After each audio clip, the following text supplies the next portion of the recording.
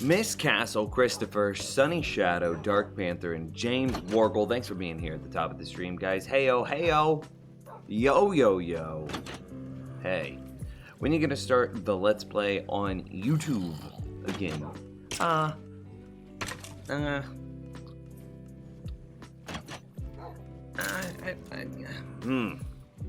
That's a question, my dude.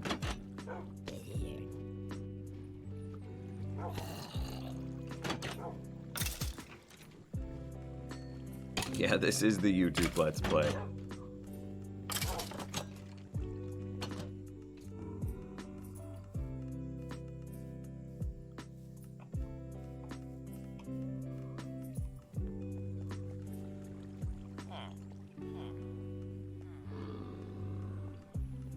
This is the YouTube Let's Play. We've got... Look at this world. Doesn't this look like a Let's Play world? Whoop, quarantine. How's it going, Shellawan? Like, check it. Yeah. I think that this came together so well.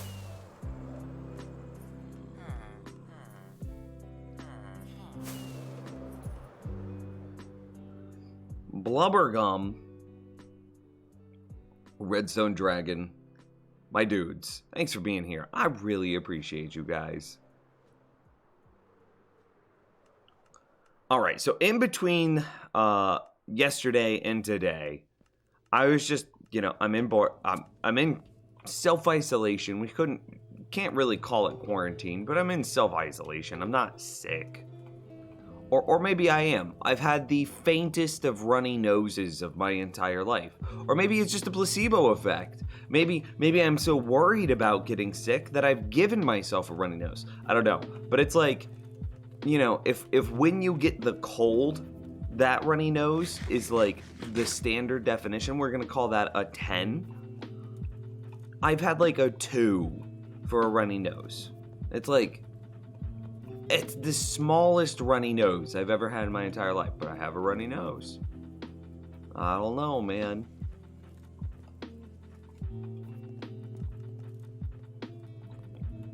Anyway, we're in self-isolation, and I got bored last night. So the last little rocky landmass that was in this area, it's only like 10 minutes worth of work. I finished it. I cleared it out. I did the thing.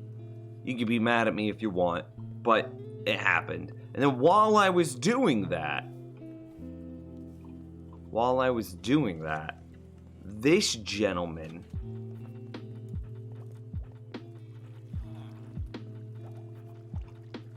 decided to come visit me.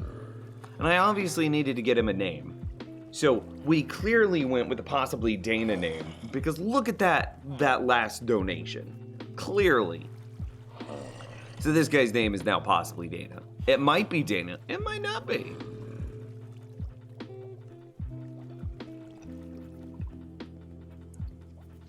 Okay. So serious answer time to Dark Panther's question. When are we going to restart the Let's Play on YouTube? First...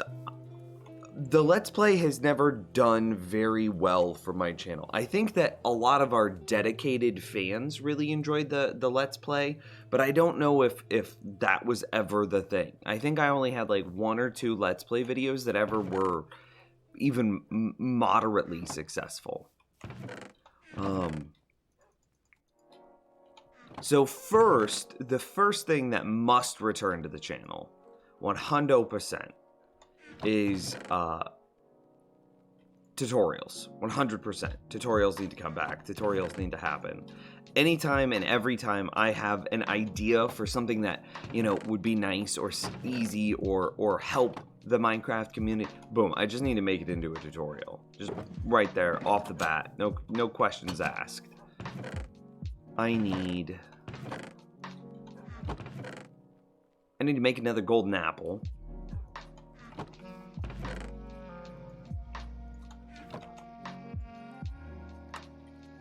I need to make some splash potions of weakness, which means I need some water bottles.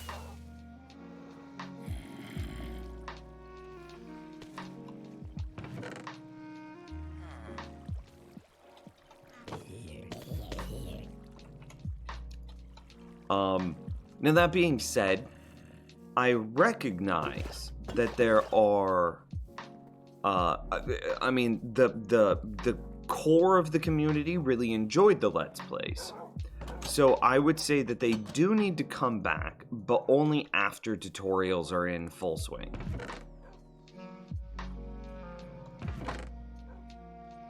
How do I make a splash potion of weakness? It's just anything, right? No, it's like a fermented spider eye plus something. Gunpowder.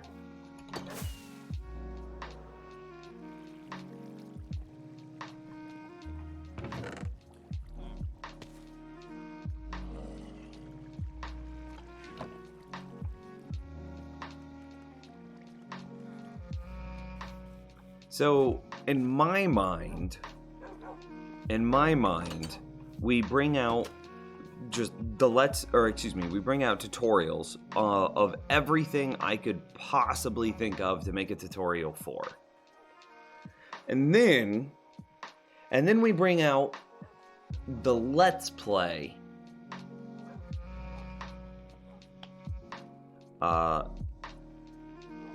And that goes up directly on YouTube. It'll be just a standard Let's Play world. Probably not hardcore because it needs to be episodic and the world needs to continue to grow and get bigger and just get crazy.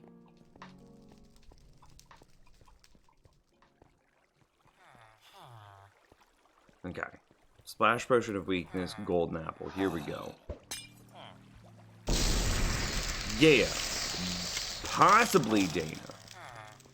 Okay. Splash myself a little bit, but it's fine.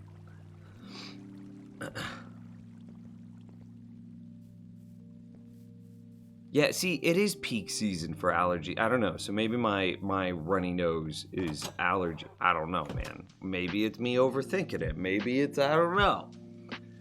So we go tutorials for sure, 100%. And then once we feel comfortable with the workflow of tutorials, then we bring out a Let's Play. It'll be a standard Let's Play just in a regular Minecraft world. No fancy bells, no fancy whistles. And we see how that does. We give it, I don't know, 20, 30 episodes. If that does well, hey, it did what? What are you doing up there? We give it 20, 30 episodes. If it does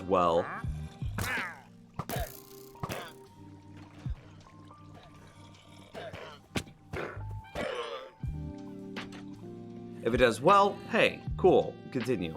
If it doesn't do well, then we just move on.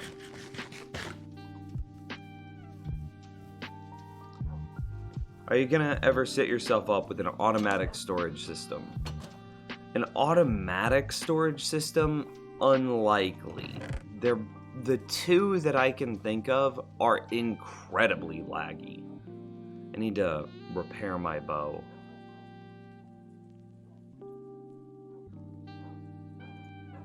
I don't feel like dropping levels. I want to keep that 300 level, so I'm just going to pull out a new bow.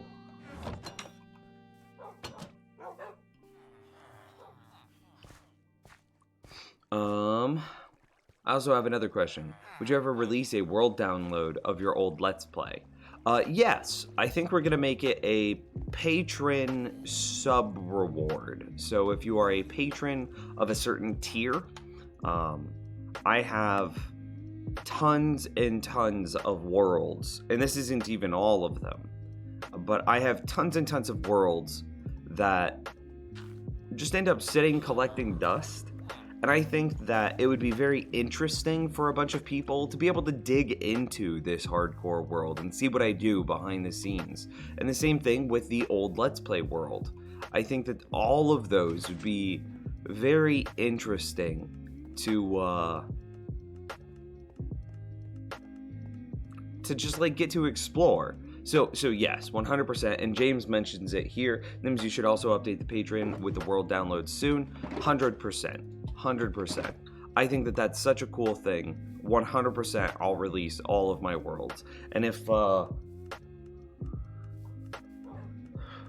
let's see.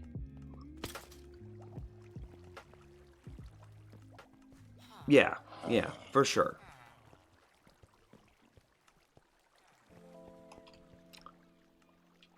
Fermented spider eye in the gut. Yeah, thank you. I'm behind in chat. Uskal, how's it going, man? I also have another question. Oh, hey, I just answered that, but I want to say I really appreciate you just copy pasting your message instead of telling me that I missed the message. You're wonderful. Thank you. By the way, we're going to have to manipulate this guy's trades, 100%. And there's a chance that we just have to murder them. Yeah. Okay, so we're manipulating their trades. Let's go get...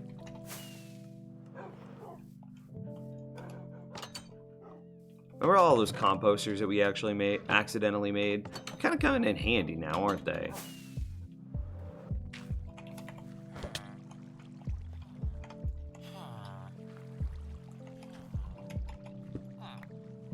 That's good.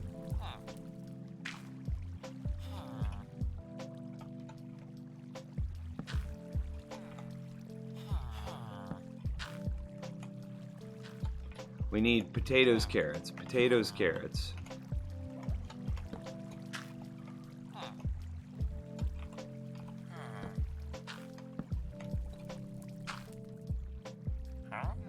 Potatoes, wheat.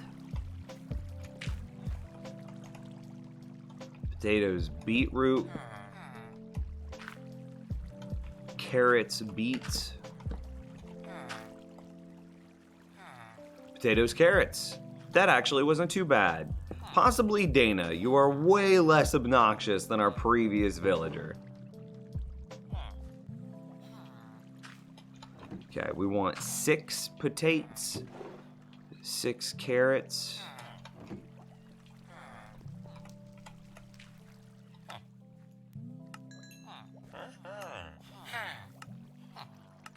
Just sell me pumpkins. That's all I care about. Or buy my pumpkins, rather. What's with the rails? Yeah, we're moving zombie villagers. Okay, there's pumpkins. Perfect. Possibly Dana. You're wonderful.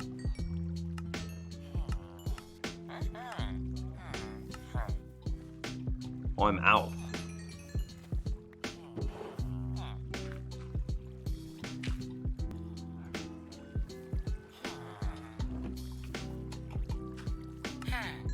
We gotta figure out how to do this in bulk. You remember that speedrunner that we watched yesterday? Anybody know how to do this in bulk, or if they're using some sort of manipulation? Why is this trade so expensive?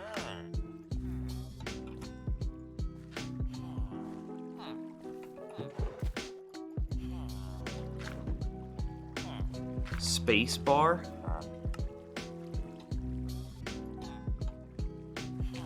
When you trade, hold the cursor over the inbox and hit spacebar. Okay.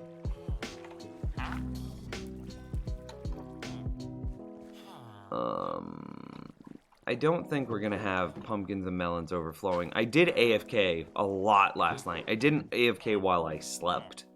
Oh, it wasn't like an 8-hour AFK session, but it was. I AFK'd a lot. Spam left click and spacebar. Okay, okay. That's full. I'm getting really close here. That's full. That's full. That's full. Full. Okay. So we're waiting on 10 more stacks of bone meal, and then we're super close. So here's what we're gonna do. We're gonna kind of shortcut that a little bit. Well, let's go see if his trade's unlocked.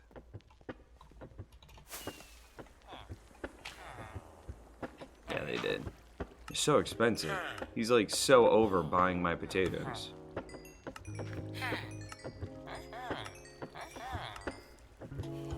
Why doesn't he want my potatoes?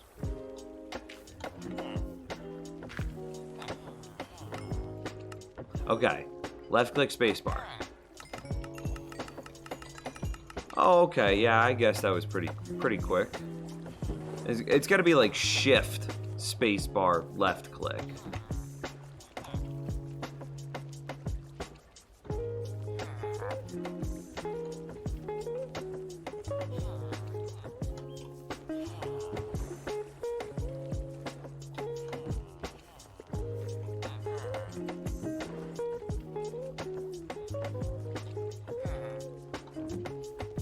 We definitely need a way of adding stuff back into the farm. That's for sure.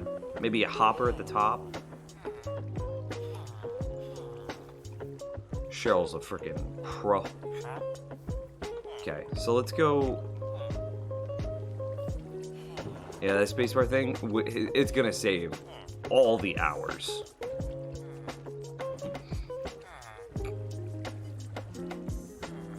So Dane is good. Dane is set because we're guaranteed to get the golden carrot trade because there's only 2 trades at the end, and that's the only one that we have left to unlock.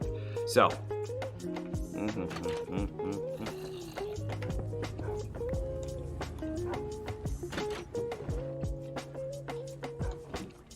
Here's the thing that we're gonna do. We're gonna speed this up a little bit.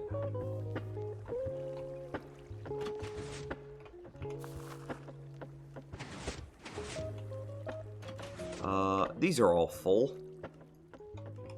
So that's an okay move.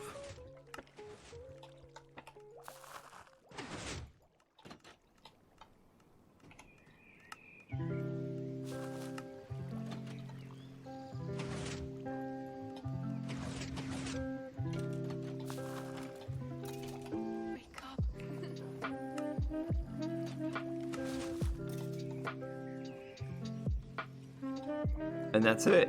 I mean, that's how close we were, actually.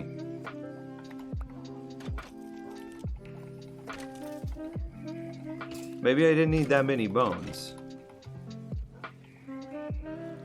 So now we're totally full on bone meal. We're just completely, it's 100% done. Everything that can have bone meal has bone meal, which means that our composters are now going to start failing. And that means that I don't know how to get up there. The pearl there might do it. Yeah. Okay. Which means that, how are we doing?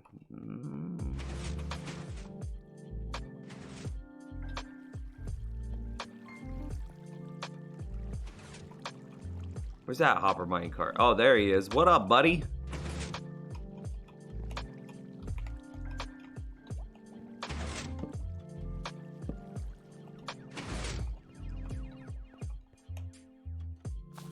Okay. So now all of that is going to go, let's see. It can't go, yep, look, this is full, but it's not getting emptied. The same thing's gonna happen here, full, but not emptied, which means that they're going to start filling up in this one, which means they'll start filling up in this one. Oh, I just picked up all those bones.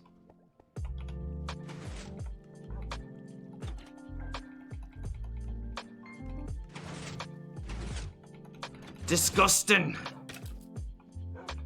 It means that they'll start filling up our 2 hoppers. So we have basically 4 hoppers to fill, and this one's gonna fill with melons, this one will fill with pumpkins, then it'll fill these 2, and then once it fills these 2,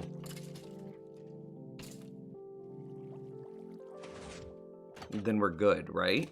Then it'll start to move into the system proper. So we've got 4 more stacks of pumpkins, melons to go. Or 4 more hoppers, which is 20 more stacks. You should turn all those bones into bone blocks and build something with it. Maybe that's what I do. Maybe that's my aesthetic. It's just, I want to flex on them, chat room. We gotta get more blood into the stream chat, right? And if I build my entire world out of, say, iron blocks and bone blocks, is that a flex? Or is that just like, is that someone like, I don't know, buying a mid-90s Ford Mustang and saying that they own a sports car? It's like, I mean, technically you do, buddy, but not really.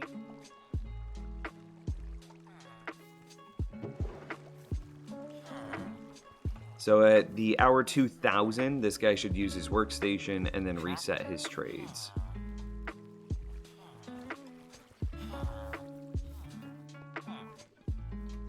Probably wouldn't look too bad either. It's just bone blocks and iron. There's no way that looks good together. They're both too similar.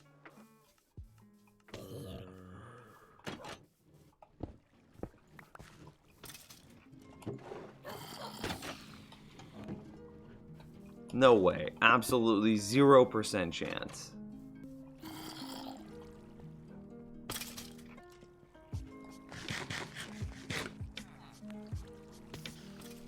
How do you make the bone block?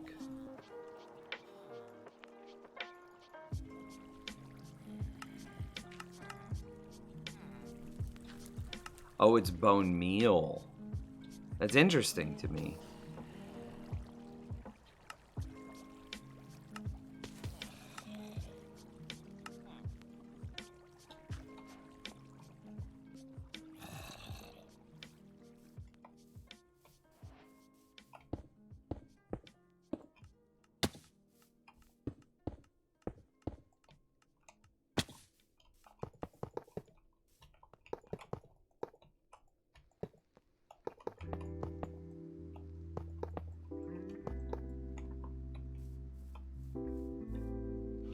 That does not look good together.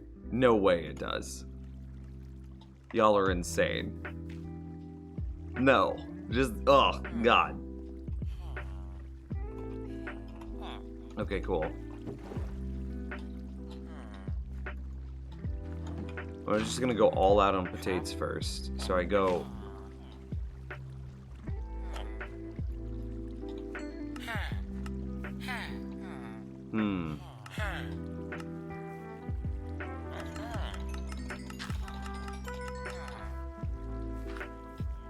That feels so weird.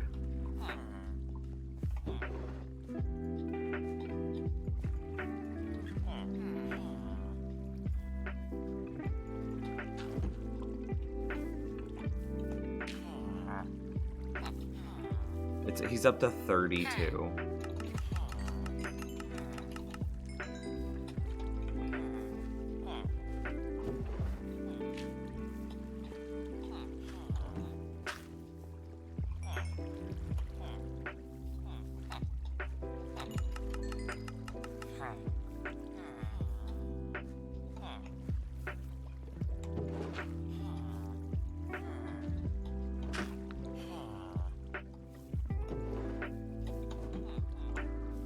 Oh, dude's already reset his trade. He's a freaking legend.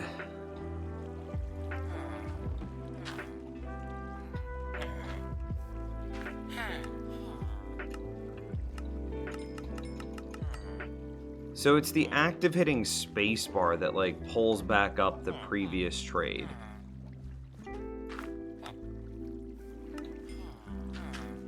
Interesting.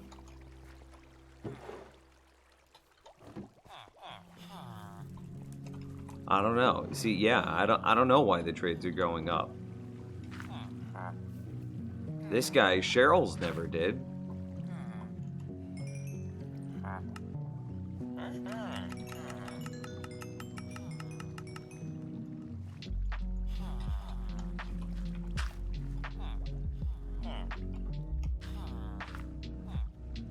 And there's our golden carrot trade. Maybe it's because we've only done the 2. Maybe he needs more variants.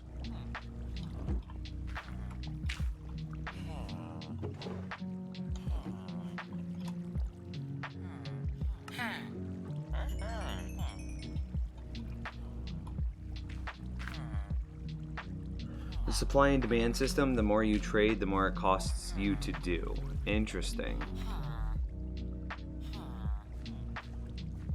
Well, I mean, that's why we're diversifying what we're selling with pumpkins, melons, potatoes, and carrots. That way, if one ever gets ridiculously expensive, we're effectively manipulating 5 of their villager trades. So.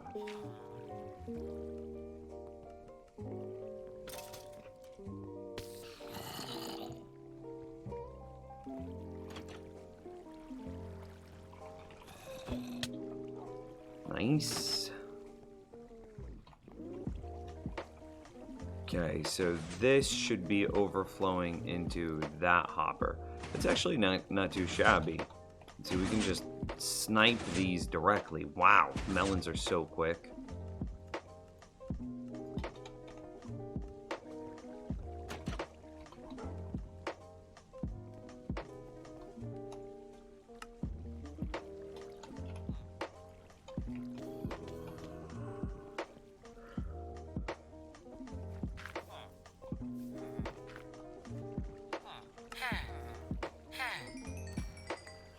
That's about what we expected. See, and this is why I like the pumpkin trade. The pumpkin trade's easily my favorite sell trade because it's just so clean.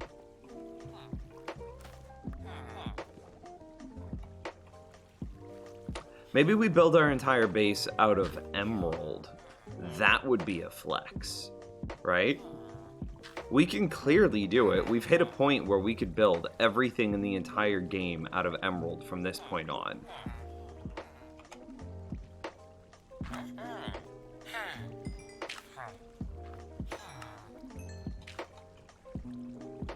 Emerald doesn't look good?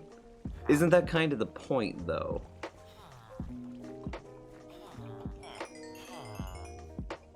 Oi, we hit 302.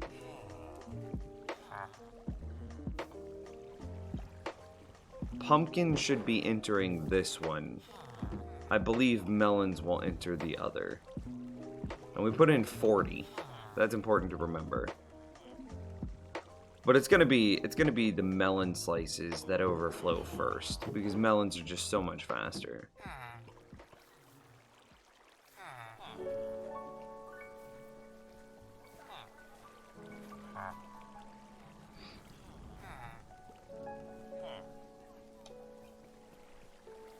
Yeah, okay. I'm gonna say that I've got my golden carrots now. We're never gonna need to worry about food ever again. And like, 100%, we could be building out of emeralds. It would be...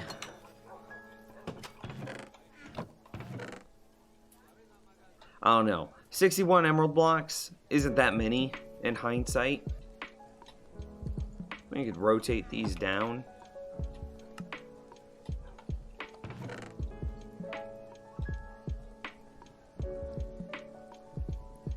Yeah, 66 isn't that many emerald blocks, TBH.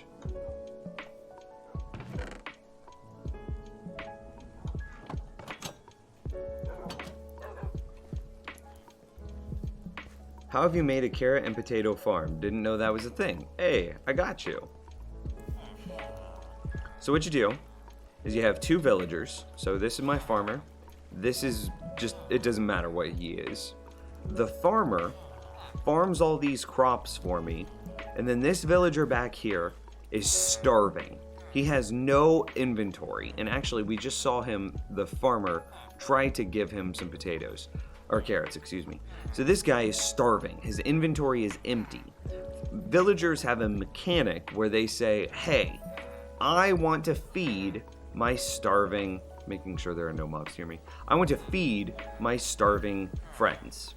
So the farmer attempts to give some carrots, potatoes, whatever food he's got, to that other villager. But then our hopper minecart collects those carrots, potatoes, that food, before that starving villager can pick it up. And then, you know, it's now inside a hopper minecart, so it's super easy to just take out of the system and be like, this right here is a water path.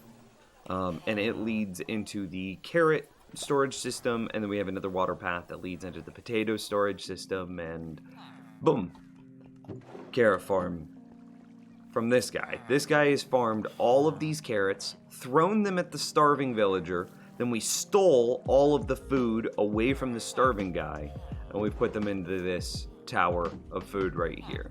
And then we did the same thing right here. We've got this villager, the starving villager, and this one's for potatoes, and then you can see that we've got potatoes right here. And we just finished selling off all of our potatoes, but like, you know, it's a storage system. We gotta figure out what to do about these poisonous potatoes. Or do we? Does it even matter? Nah, they'll just work their way through the system. I don't care that much.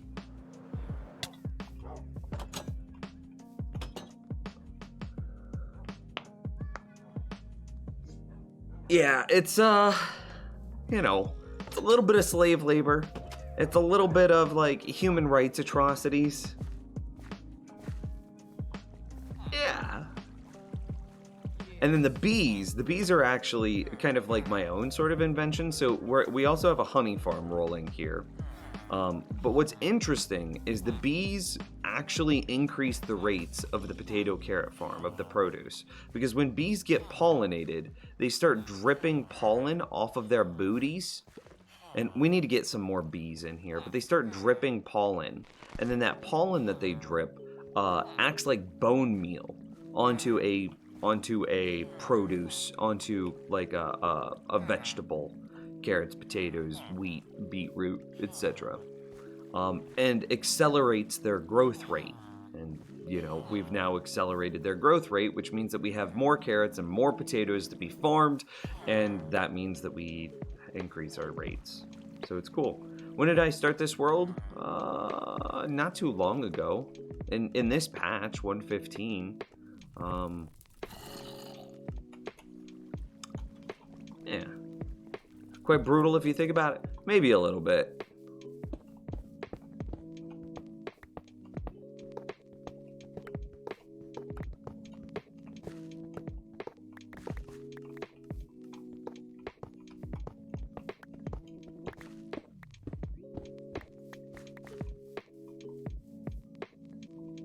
I don't really care about either of you, so it doesn't. Okay. Are villagers human, though? Oh, for sure villagers are human, right? Or do you think that there's some sort of other race? Like, we, the player, are human. And villagers are human adjacent.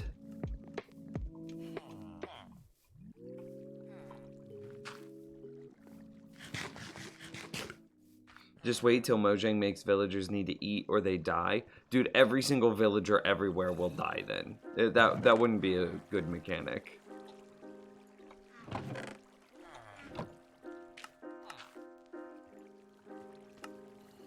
Interesting.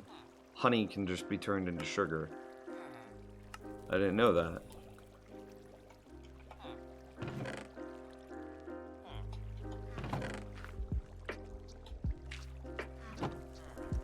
So yeah, we've also got a honey farm. So let's see, the thing that we wanted to do today is I wanted to hook up my iron golem storage system. So same sort of storage system as the carrots and potatoes, pumpkins and melons, but for iron. So we have a hopper right there, and then we have the iron golem output over here. And see, we're just shooting iron onto the ground. It's just full of iron. So I need to basically take this iron golem output. Goodness, they die so loudly. Could you die any quieter, please? Yeah, I'm not concerned about it.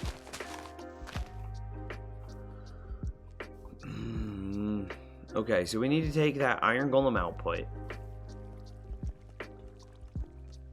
and run it into the back of this hopper. Look at the noses. That's kind of what I was thinking, but at the same time, like, if you ran across a person with a big nose in real life, you wouldn't be like, damn, dude, you're not a human, you got a fat nose.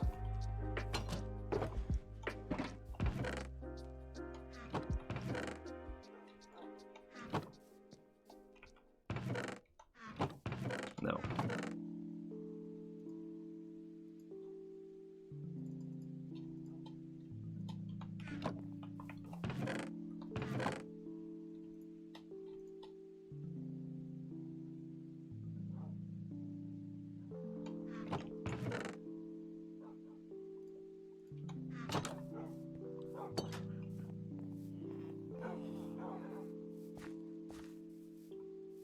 What are the bees for? I'm not familiar with 115. Oh, hey, I missed that message, but I totally answered it. It's a honey farm that also synergizes well with the carrot and potato farms. Yeah.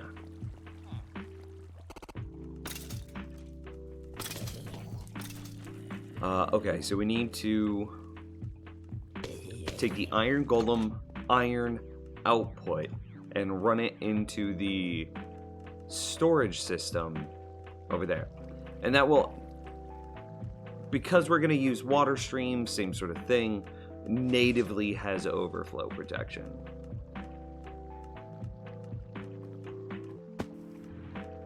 And then we don't care to convert the poppies into bone meal anymore, do we? I just want the poppies in this position, which means they need to go into this hopper.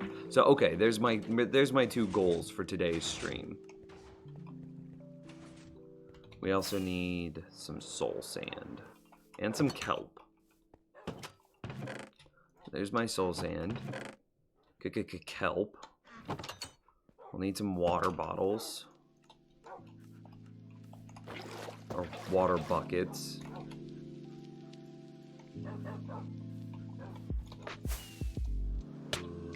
Wow. Well, thanks for the kind words, Zach. I appreciate it.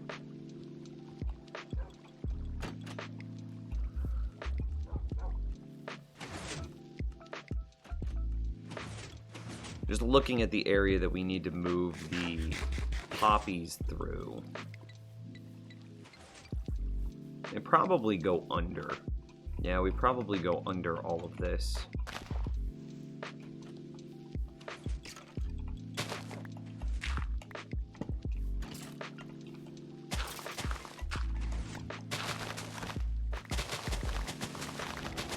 I think we go down again. Iron golems, my goodness. We'll definitely be... This is where our bubble vader will be. We'll have to switch the sides.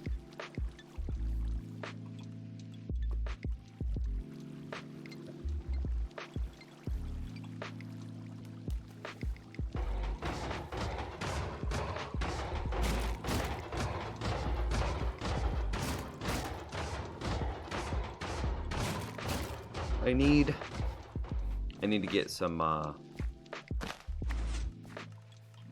redstone. I need comparators. I need repeater. Oh gosh.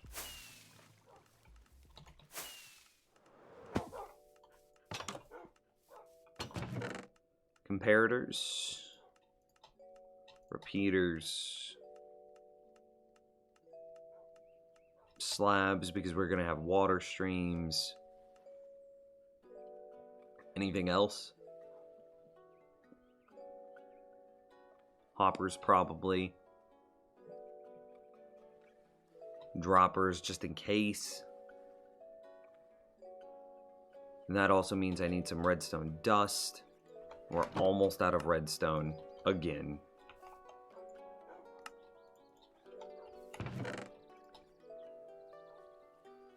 Anything else, chat room, you could think of? There's nothing here that I could think of. Is this your full-time job or part-time? Full-time job. Thankfully, I live in the Midwest, where the cost of living is like already pretty cheap. And then my girlfriend and I split our bills and utilities, which brings, you know, whenever you have roommates, effectively, it reduces your cost of living again.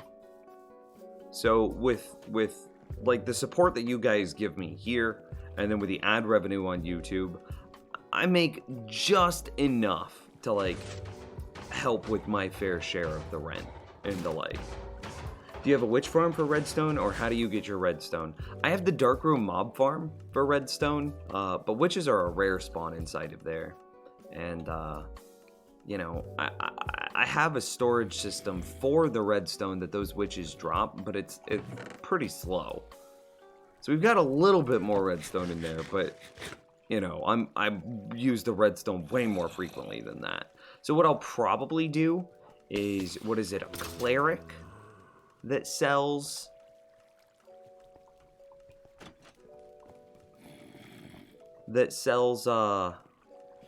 whatchamacallits? It's actually a good time while I'm thinking about this. I think it's a cleric that sells redstone-y things, right? They'll buy rotten flesh and sell you redstone.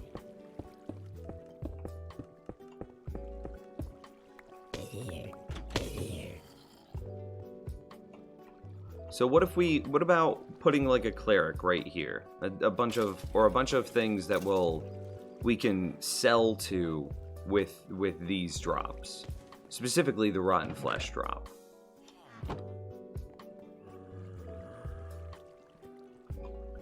Oh, YouTube. Where can I find that? Is it the same name as your Twitch name?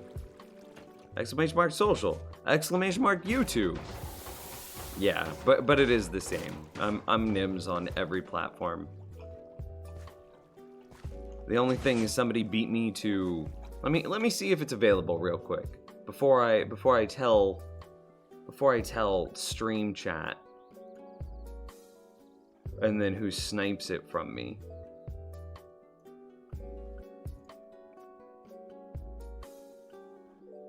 Where's the edit button?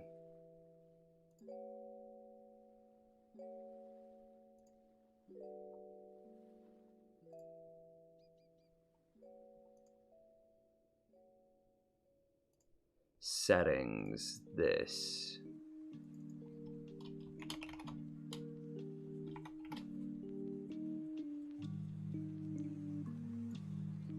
Yeah, okay. So somebody took Nims TV from me on Twitter. And it's like, I don't know who would do that, but it happened. And I don't think it was me. I don't think I took it from myself and then forgot. So, probably need a number of clerics. Probably. I really need to be setting up some sort of like zombie purification system. Or like, rephrase, a system where zombies infect villagers and then we later cleanse them. Is that possible? To bring the cost of trading down? And like, conceptually we could do that multiple times? Because we're in hardcore and converting a zombie into, or a villager into a zombie is a guarantee? On Twitter, James.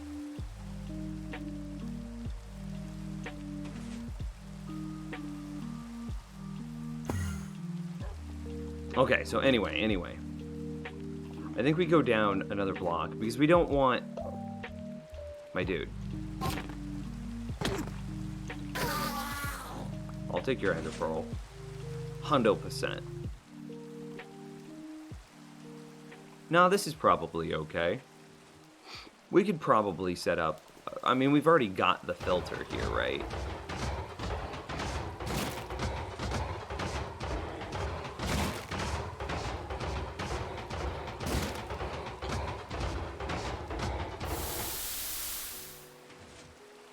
Okay, so let's work on changing this. God, my inventory is just gonna get destroyed. Yep, this is just gonna be a nightmare. So let's do these blocks first.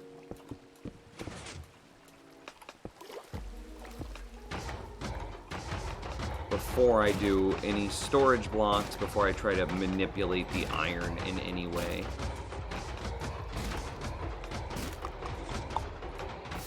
I don't think we care about these composters anymore. I'm just gonna bail on them. We've got a tree farm, which means that we can get all the wood that we need.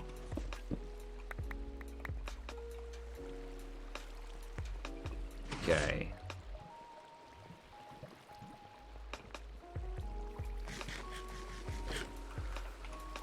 So my inventory's full, which means that I can do this and this. But I really, really want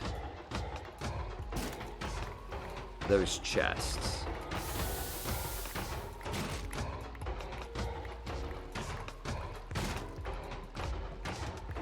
I want them chests.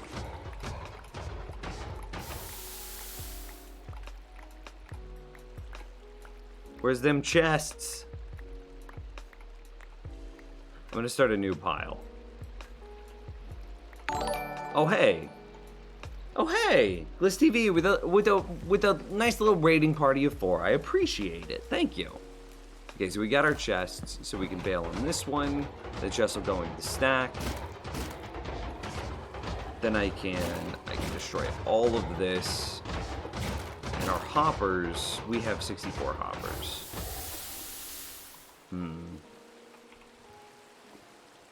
What do we not need?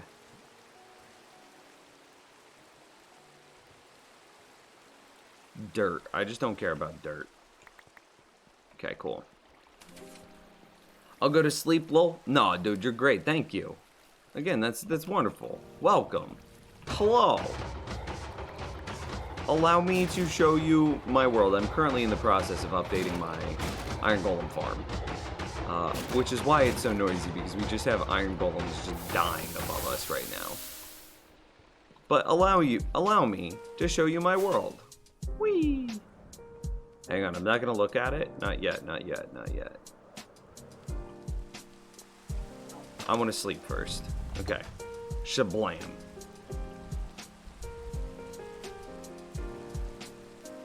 You know, looking at how Minecraft works, I'm not sure this game should be family friendly. Oh yeah, our villagers, it's a little bit slavery-esque.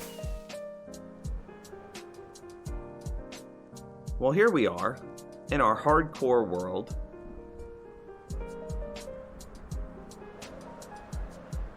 And this is my base. This is me. It's not the most aesthetic thing in the world, but it does have like a kind of industrial feel to it, which I like.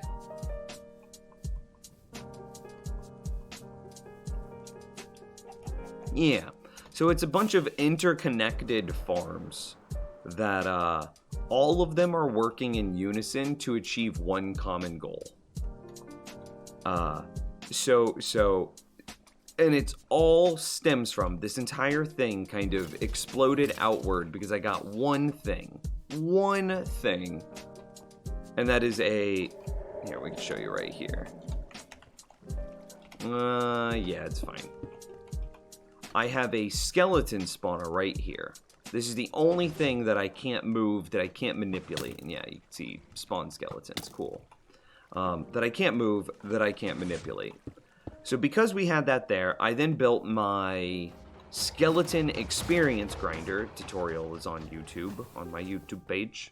So I built my skeleton experience grinder around that. So TLDR how it works is skeletons fall into that water stream, they then go into a bubble elevator, puts them up, across, and then they fall down onto this position, leaving them at exactly 1 health.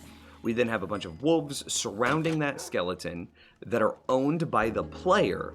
And because they're owned by the player, when they kill the skeleton, they drop experience. Cool. So now I could be in this room completely AFK and still be farming experience. I could just be sitting here. This is a fishing farm. I could just be sitting here fishing at the fishing farm, and I'm going to be getting experience from the skeleton grinder while also getting experience from the fishing farm. But what's really cool is because it's a trickle of experience, and it's like a moderate trickle,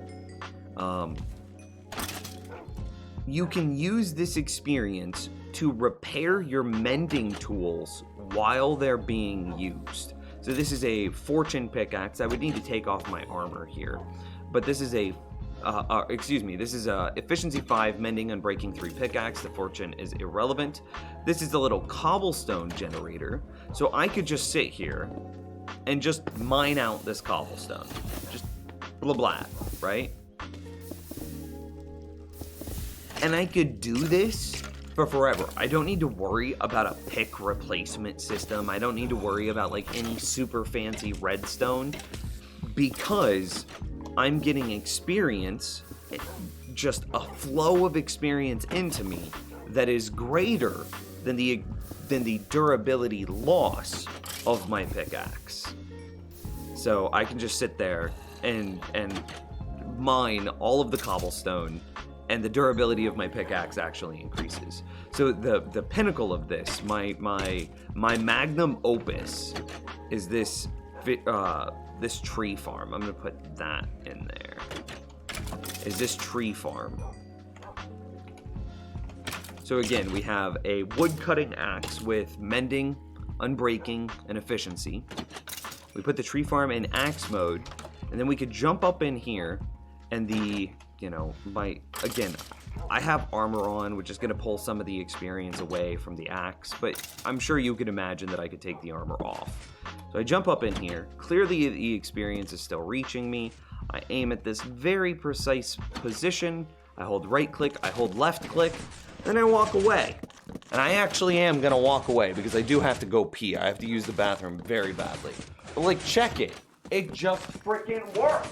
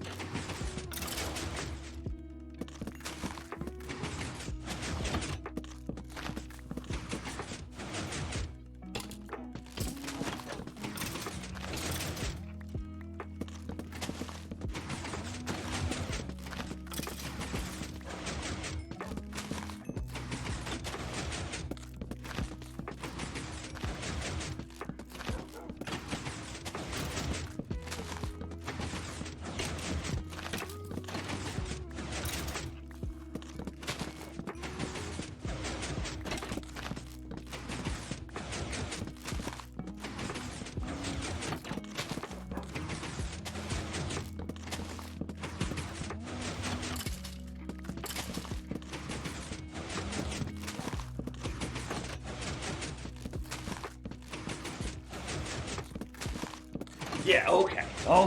You get it. It's super cool. We hold right click, we hold left click, we get all the freaking trees because we're G's. And like, my inventory's full, so I didn't perfectly collect all of them, but you see how it works. I'll put those in there. I'll gather these trees, which I would have gathered had my inventory been managed correctly. And I'm gonna take back that redstone torch. Thank you very much. Who would do that on hardcore? Wait, what? It's a good thing that he doesn't have any channel points for spawn hostile mob. Oh my god, who would do that on hardcore? Yeah, and this world is all hardcore, obviously. You can tell by my my hearts. That little like angry little thing in the heart on my health indicates that it's hardcore. Everything's a big brain with Nims, except when he's a BDI. I mean, yeah, that's true. So anyway, we had quick world tour. So we had that skeleton spawner there, which we then made an experience grinder out of, which is pretty freaking cool. Which then gave us a bunch of positioning that we needed to meet. So we now knew that this was the room in which experience can travel. This is like the maximum range that experience can travel. So this is the room that we built. So then we built a bunch of AFK rooms in this, or excuse me, a bunch of AFK farms in this room. So we've got a tree farm, a fishing farm, a jack-o'-lantern carver, a nether wart farm, a cobblestone farm, a concrete converter, and we've got a little mini, a nano farm. Potatoes, carrots, wheat, beetroot. Okay, so now that we know that this is like our AFK room, we're gonna be AFKing in this room all the time. Well, that means that we need to build everything else in a way that it can run while we're inside this room. So the first and most obvious thing was the darkroom mob spawner, because, you know, you have to have a precise position away from a darkroom mob spawner in order for it to work. So then we built the darkroom mob spawner, and that's active while we're in that AFK room. Dude is decked out. Probably got feather falling and some protection. What a baller. So we built the darkroom mob spawner, darkroom mob farm. I don't know what's better. So then we collect all those items with the hopper minecart that drops them off into a drop-off station. They get moved around a whole bunch. And then we take the relevant items, the ones that we're most interested in. So it's these 8 items: gunpowder, glowstone, redstone, ender pearls, glass bottles, rotten flesh, string, and spider eyes. And we put them in this storage system, and we trash everything else. Now that we had like glass bottles coming into our supply, that meant that we could make a honey farm, because you need glass bottles in order to collect the honey and turn them into honey bottles, right? So then we figured out some spacing, and we blah, blah, blah, blah, blah, and then we built a honey farm. But we also figured out that honey farms are really synergistic with potato and carrot farms. So then we built a honey farm that also was a combo farm with potatoes and carrots, and it kind of built itself. So then we take the honey output and we run that over into this chest as well. So that way, once I'm done with the honey bottles and they're back to regular glass bottles, I could just add them back into this system, which then properly spreads them out through all of our builds. We then have giant storage systems. So now that we've built all of our carrot and potato farms, we now have a bunch of carrots and a bunch of potatoes. Well, what do you use carrots and potatoes for? Well, trading to villagers, of course. You sell them to villagers and get emeralds, and then you use those emeralds to buy things like golden carrots or diamond gear. So we're like, okay, now we have potatoes and carrots right here, which means that we really want pumpkins and melons over here. So here's where pumpkins are gonna go, and this is where melons are gonna go, and melons have started getting added. That's awesome. And so we're like, okay, so then we have these 4 different produce things, and then let's just put the villagers right here as well. So then here are those villagers, and you can see how well centralized, you know, melons, carrots, potatoes, pumpkins. So it makes it very easy to just trade with these guys in bulk. Yeah. Additionally, we now know that we need we now know that we need pumpkins and melons, and we've also now built a tree farm off of the AFK room. Tree farms require a ton of bone meal to run. Additionally, pumpkins and melons, well, pumpkins at least, are the best thing to sell to villagers, in my opinion.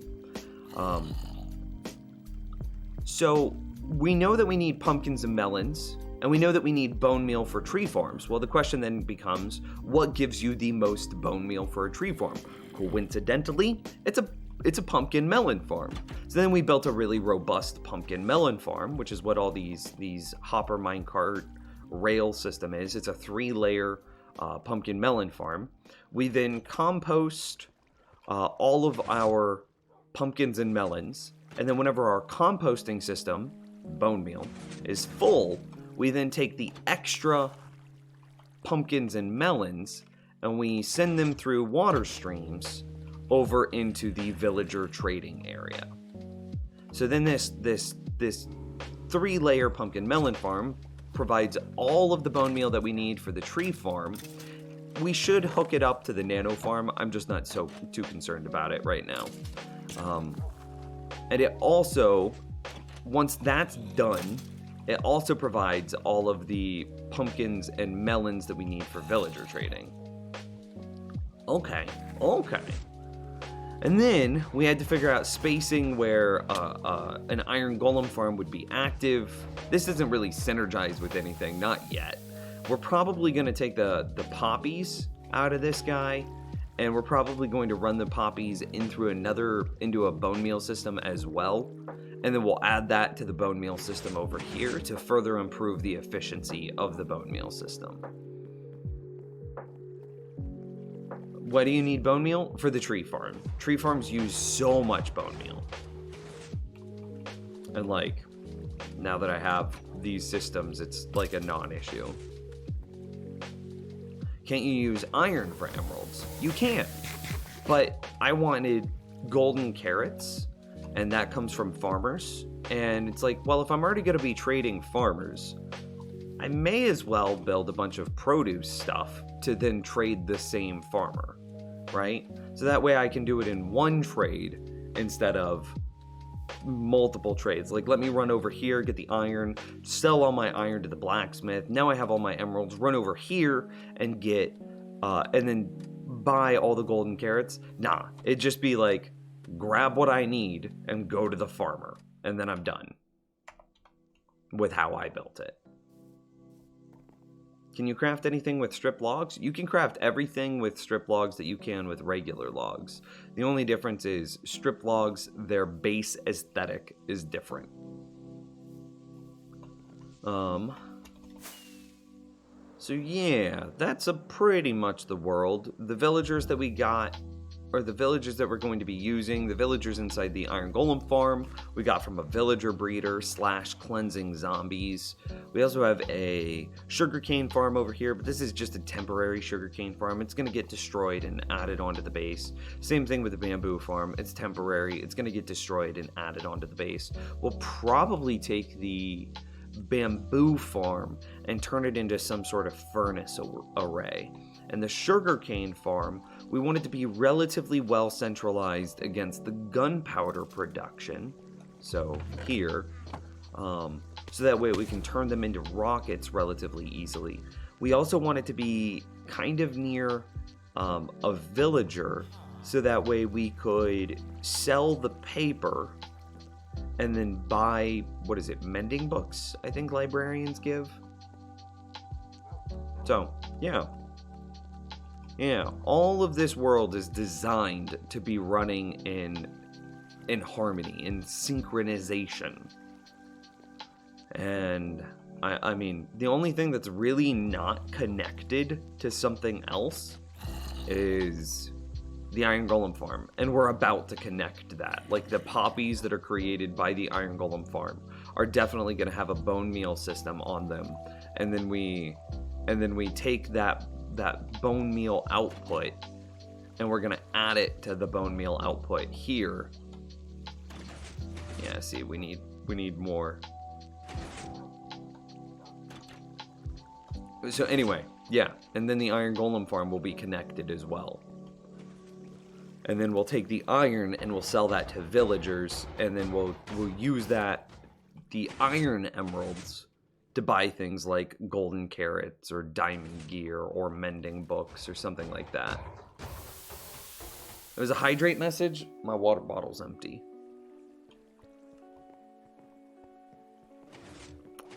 Where is a crafting table next to the melon box so you don't have to go to get it? We just finished that build, so there's some things that I still need to work on. Like, whenever I'm pulling the carrots out of this, sometimes the villager doesn't want to buy them all. I need a front-end UI system to add the carrots back into the farm. Dude, super uncool. So, I need to figure out a way to add the item back into the storage system. And I also need to have a crafting table over here to convert the melon slices into melon blocks. I don't know if you know, but English exams have been canceled, and because they are 100% of our grade, they have to kind of guess what we get by our teachers predicting us earlier this year. Wow, dude, they're just having to guess. That's absolutely ridiculous. That's such an arbitrary way of deciding whose grades are. That's rough, man. People's lives will be forever changed about this. COVID-19. Candy Rabbits and I, she was in track in college. She was a track athlete. She did high jump specifically, and she's still friends with some of the people there that are in track and compete. Well, all of their sporting events have been canceled, and there are people that were like being groomed for like Olympic tryouts, and that would have gone to nationals and placed very well. They just don't get to now. They could have had a life of being a career athlete, and it's a huge question if they'll be able to do that, this like life goal, this life aspiration, because the most crucial time to like proving yourself is those final years of college athleticism, and they just don't get to do it now. So yeah, lives are changing, man. Lives are changing. People are losing jobs. School is getting canceled. Yeah, but it's worth it. I mean, we all take a collective hit, and that prevents the people that have the what's the word? The bad reactions to COVID-19. We're saving their lives. So collectively, we're all taking a little bit of sucky time to save the lives of the people that would react badly to COVID-19.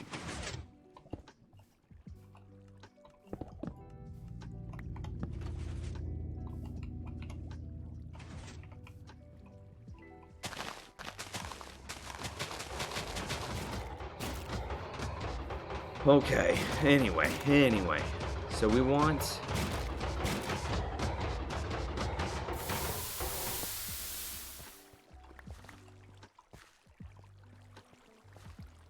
I need a double chest here, I believe.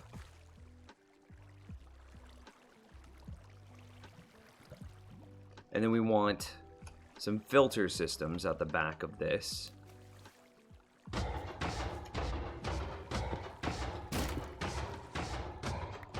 Maybe it should go the other way.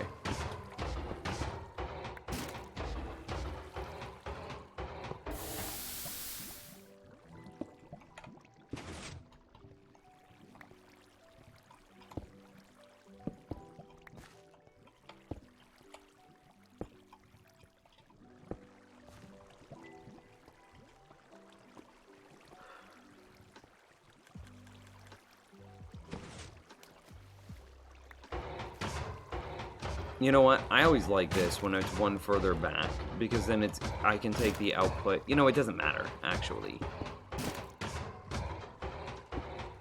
So many wasted blocks.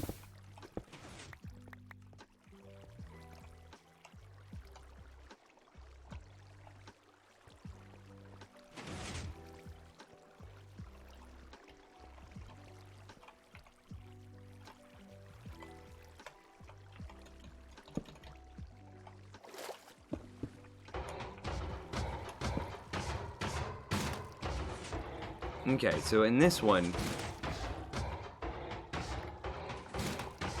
we clearly want poppies.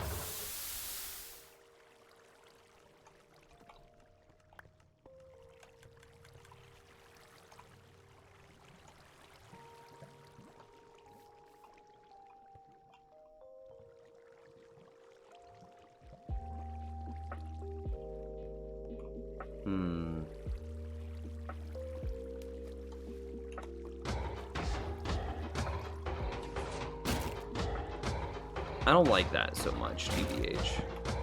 I am gonna take it one block further back.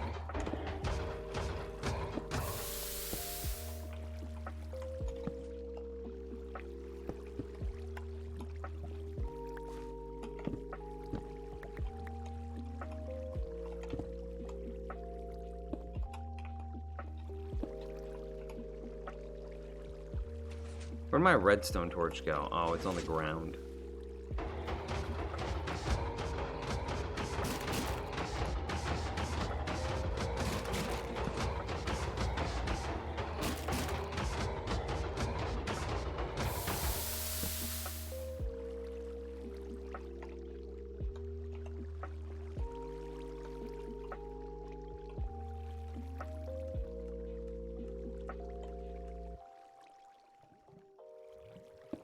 Nope. We're going to do this one more way different. Boom, to boom, to boom. Now this gives me a little bit of protection in case this were to ever fill up too far. I misclicked.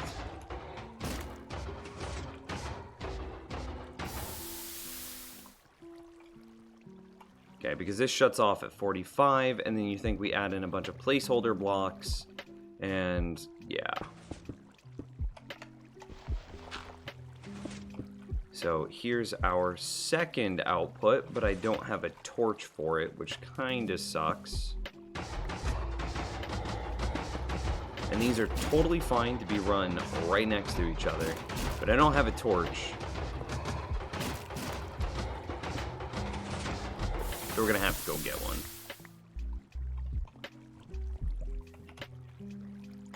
Maybe clean up my inventory some too.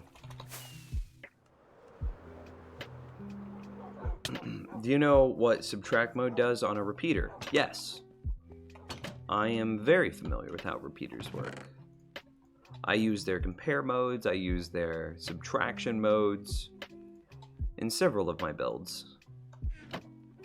I use the compare mode as to actually compare in my honey farm. So the way that this works is a beehive, whenever it's full of honey, has an output signal strength of 5. So I have in this chest 10 stacks of items. A sword is a stack because it can't stack.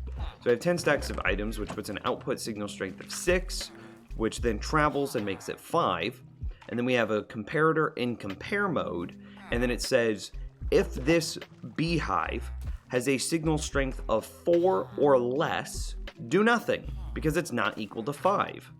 And then if this beehive has a signal strength of 5, then the comparator turns on, outputs a signal strength of 5, and then powers this block here, which then powers that block there. It goes up and powers a block there, and then powers the dispenser, which is full of glass bottles, thus collecting the honey.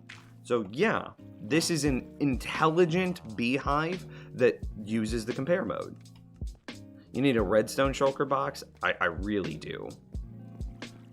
Our tree farm, conversely, uses the subtraction mode as part of its timer system. So we have 2 modes for the tree farm. We have a hand mode and an axe mode. The axe mode is faster, but gives you stripped logs, which not everybody wants stripped logs. Sometimes you want regular logs for aesthetics. So the hand mode needs to be much slower, or the axe mode needs to be much faster. So right here, we have a chest full of some items. We have a comparator that takes an output signal strength from that chest and runs it into the side of this comparator, which gives us an output signal strength of 6, because we have a signal strength of 9 in the chest. We have an output signal strength of 9 in the chest. We then have an input of 15. So 15 minus 9 is 6, and that's what this comparator is saying, so 6. Then it goes into the side of this comparator, which is part of a comparator clock. So every time this clock does a loop, it would normally decrease its count by 1 because of the travel distance right here. But instead, we're subtracting 6. So instead of it decreasing its signal strength by 1, it decreases it by 6, which makes it count down much quicker, and thus usable for the axe mode. The axe mode obviously needs to be quicker because you're going to cut down trees much quicker. So yeah, I know a little bit about comparators.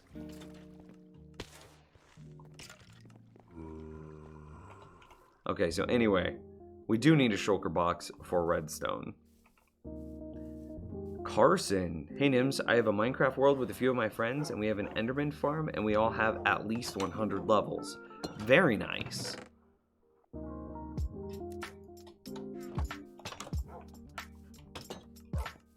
I have like 5 Endermites, that's how big it is. Very cool, dude. You should blow their mind, though. You should find a skeleton spawner, build my skeleton farm here, and then build a fishing farm right next to it, and then just AFK overnight while you sleep, and you'll come back and you'll be like level 300, and you'll just blow their minds.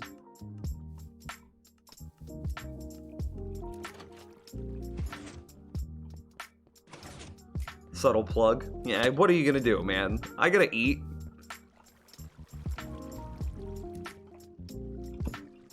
All right.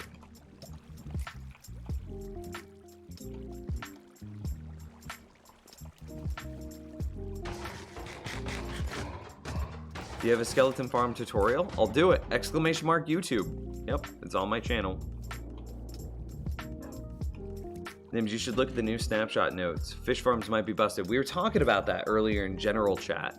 So for those that haven't seen it, Mojang just put out a new snapshot, and there's a line that says, when fishing, treasure loot can now only be obtained by fishing in open waters.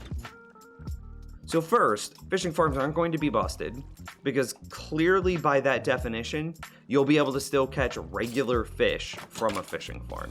So they'll still work as experience farms, and they'll still work as like fishing food farms. But you're not going to be able to catch bows, none of the treasure drops. Those will all go away.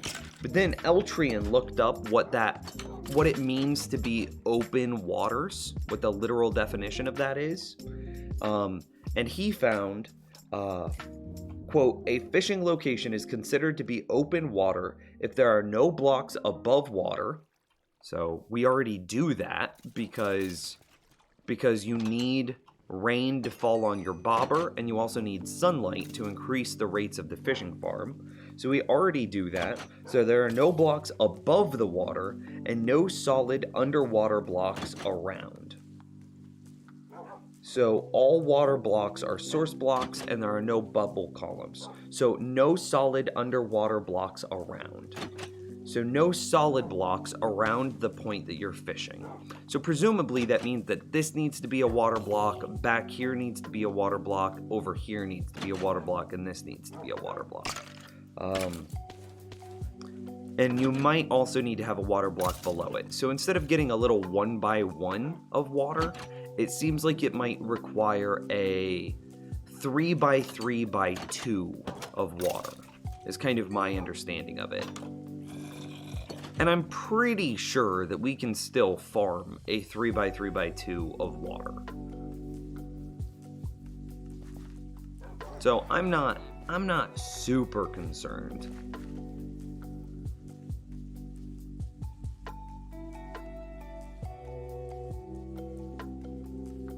Yeah.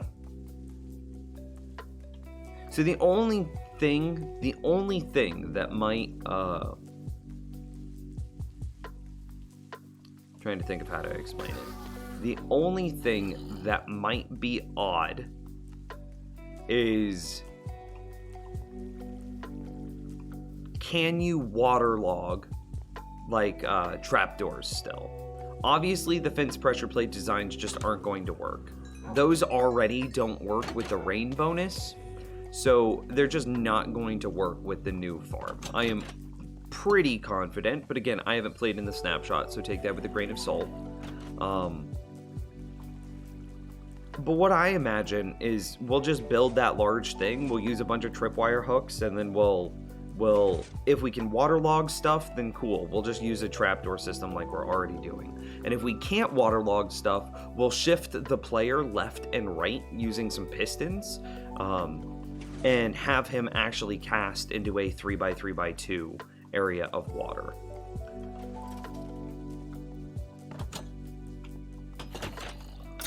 So, okay, I do need to take a quick break, chat room. I need to use the restroom. I will be back in a quick moment.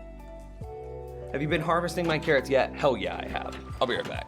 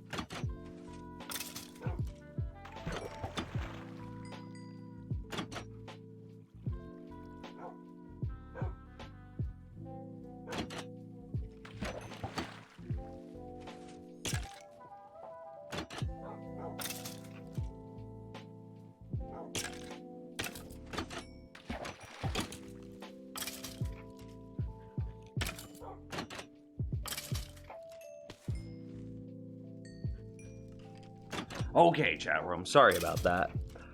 When nature calls, nature calls. I appreciate the 30 of you that stayed around. So you need more? A 3x3? That's speculation for the new fishing farms. Yes. Like, if you still want to be able to catch the treasure, they're gonna change. Absolutely. Are they gonna be broken? The existing fishing farms aren't going to break, but they're going to not be as good. I don't know if that's a fair way to represent it.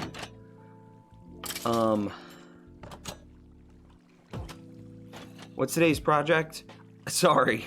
We're moving the poppies over into the poppy storage. We're also going to set up a composter on the poppies.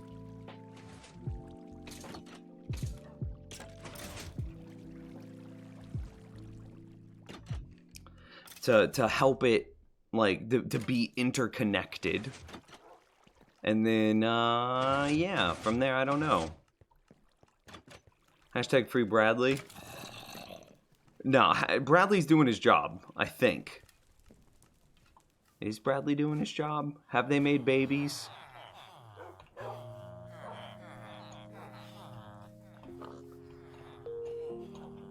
Bradley is 100% farming carrots. 100%. I don't know if they've made babies, though.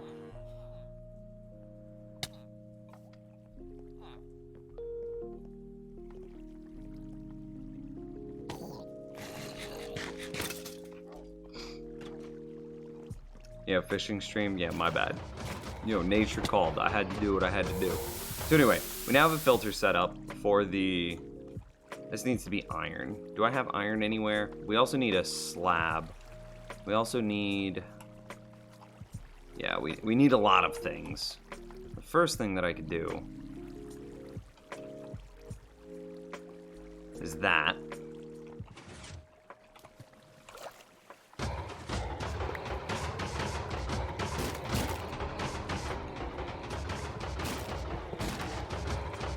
Cool.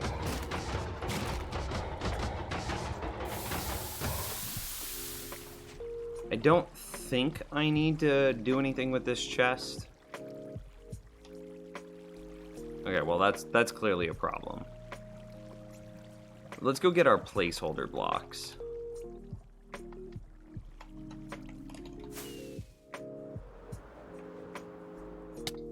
Ow. Placeholders. Let's get rid of the other cobblestone before we pick it up, so that way I don't confuse them with each other. That's not what I meant to do. See, I'm standing around talking all the time. You're harvesting carrots and saying I did it. I mean, yeah, 100%. You got me. I am sneakily breeding and harvesting those carrots on your behalf.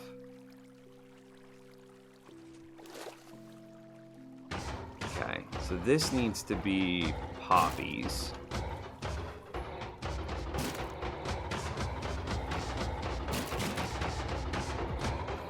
And this needs to be iron.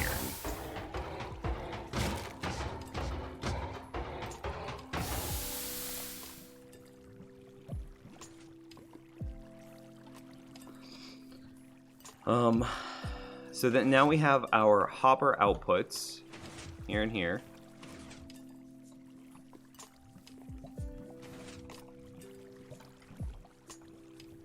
The iron we need to send, and this should just almost be a straight shot into that guy right there. So I guess we could do that first.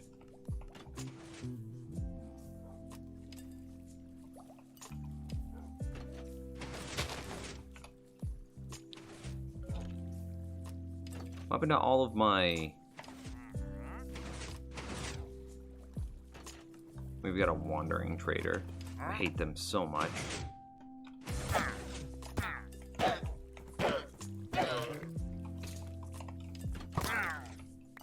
Is there any way to get, like, wandering traders to stop spawning? Ugh. Disgusting. Slab the entire area, maybe?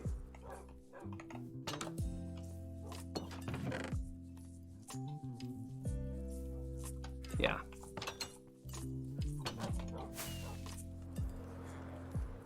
I think you need more bulk storage for iron. Nah, like if I have 3 double chests, like 5 hoppers and a barrel full, I think that's enough.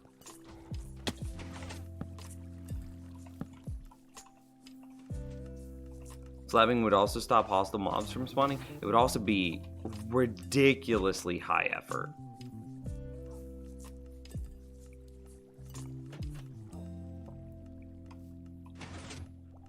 Okay, so we can't go up here because of all the collision and all of the hitboxes. So we know that there's going to be a wall right here.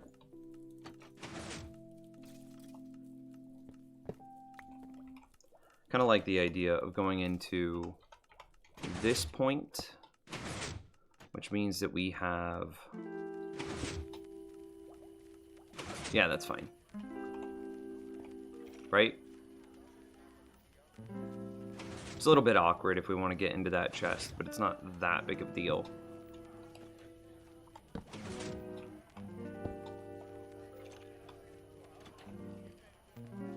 Yeah.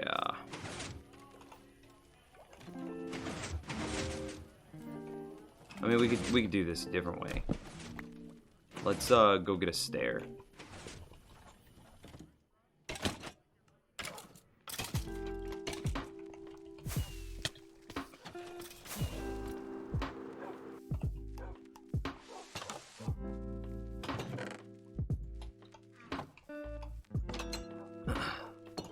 Dirt slabs would be amazing.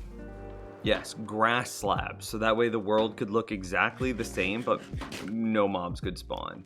I'm building the tree farm in my server. Nice, dude. What's the easiest way? If you could just make iron slabs, I bet you would do it just to flex. I really want to figure out some way that we can flex in this world. That's not what we wanted. Shabam.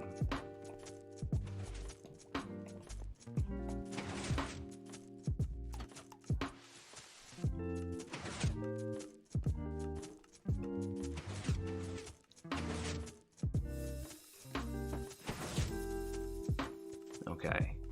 So then with this positioning, we know that this happens. We should... I need another stair. It's fine. Let's keep building first. So this comes out, which means that we also have a block there, and then this is, which means that our stream up is right here, which is so tight against. I mean, this is the wall for the skeleton spawner. That's incredibly compact.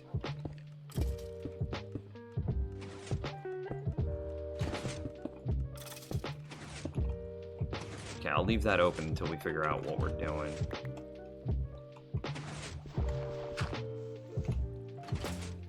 Actually, is this a fill block?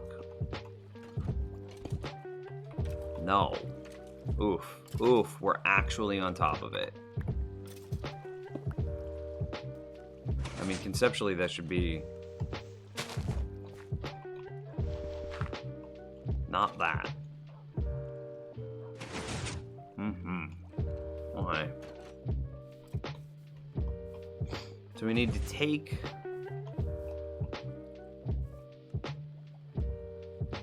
What if we just go under? That way we don't have to, like, go to the side and whatnot. So, oh God, I can't go here. Okay, we're just gonna replace these. So you don't matter. That's what my parents told me. Doesn't matter. So then we're gonna go here and we break this out.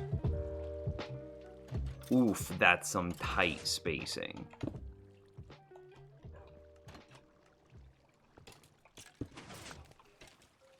Okay, buds. That doesn't let light into that room, does it?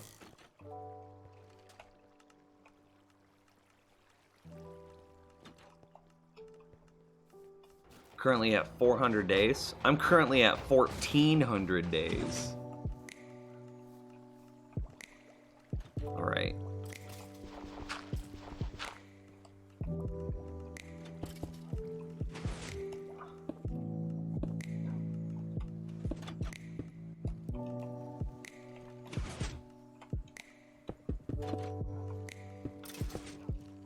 So then we...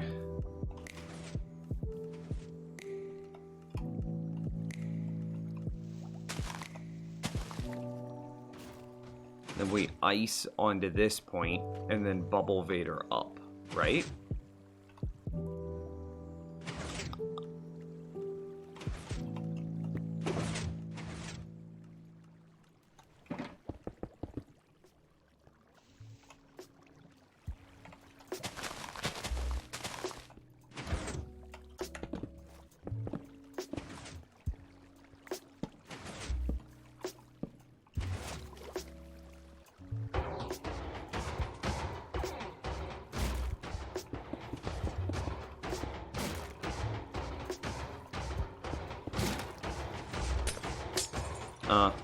I didn't have Soak Touch, but I don't think it's that big of a deal.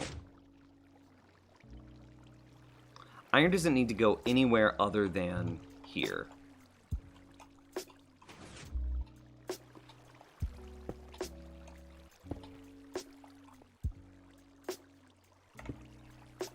Do we even need it to be as few hoppers as possible is what I'm going for, right?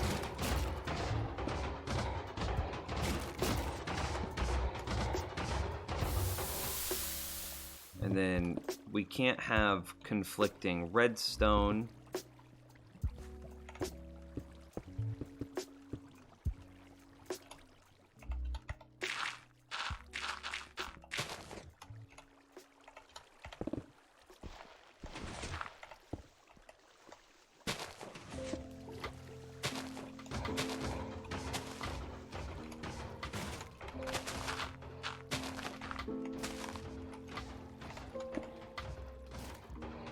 All right. So then we want a comparator out into a repeater, into a solid block, which means we don't need that block there. Put a torch there, just for good measure, into some redstone. Loops back around on itself. And then we need, what, like a block right here? And a block right here? That doesn't clip, does it? I don't think it does. Yo, this is actually so clean. That is such a clean output.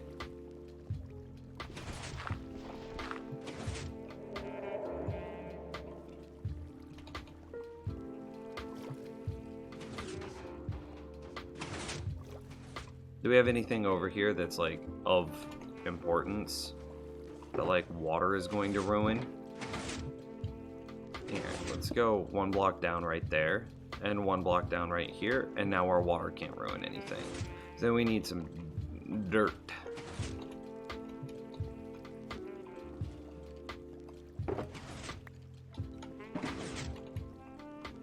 I need to fly.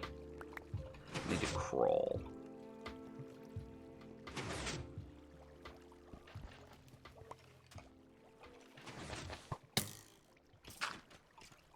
Okay, wow, that wherever grass was, it spread so quickly. You know what? We should just do this. This is way smarter. Okay, so I need to... I should have been at the top doing this, but I don't think it's that big of a deal.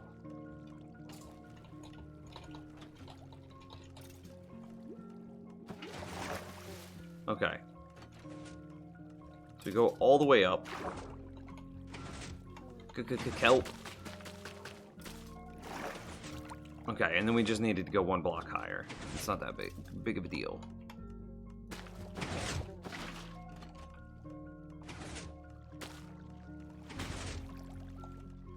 Alright.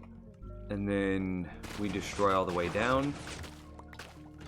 And then we do a quick swap with soul sand. Well. Some blocks there.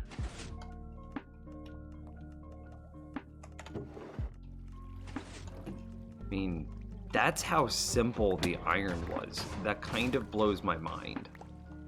So what's the issue here? Ah, it's turned into a source block, which means that it could escape. Okay.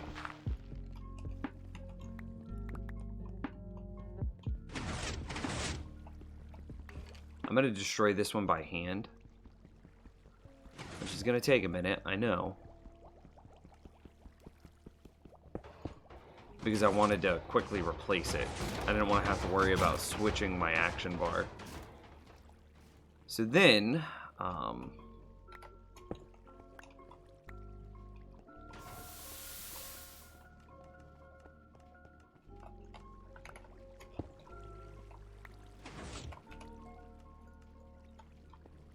I need to This is such a tight area.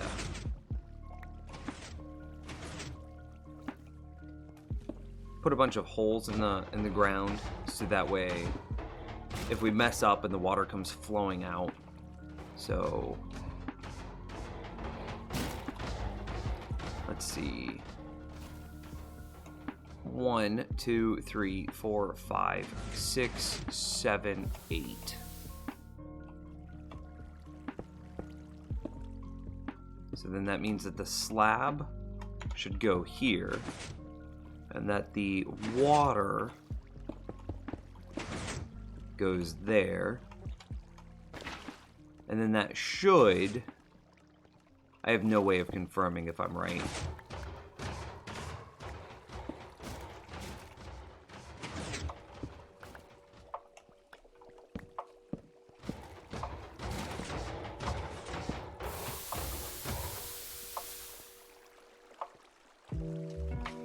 One, 2, 3, 4, 5, 6, 7, 8. Wow. This is just, it's working perfectly.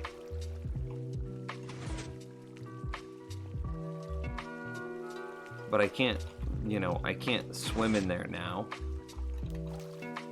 I can't crawl in there, rather. I have no way of confirming that we've placed this correctly.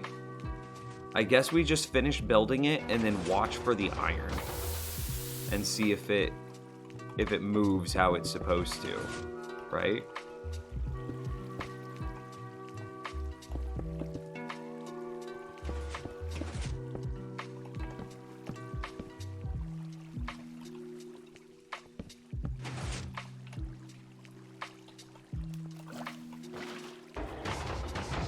Well, that one definitely worked.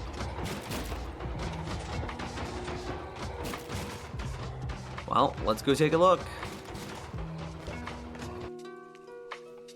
Either we have a bunch of iron that'll start entering this very quickly. Yeah, it works. Okay. Already almost a step. I mean, look at it. It's just a constant. That's insane.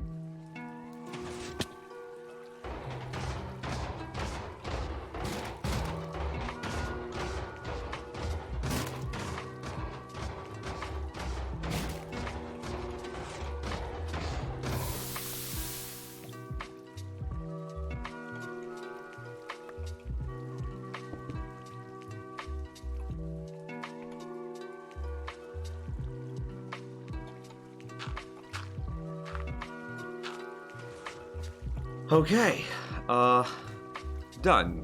Easy. GG. At least for the iron.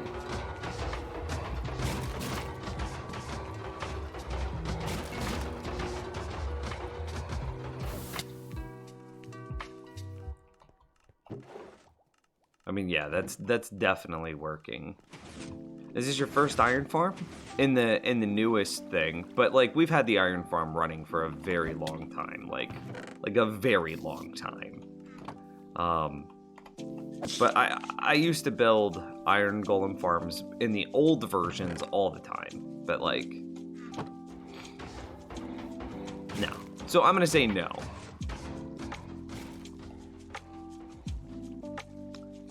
So I want to throw in, I don't know, just something else to confirm that it's working.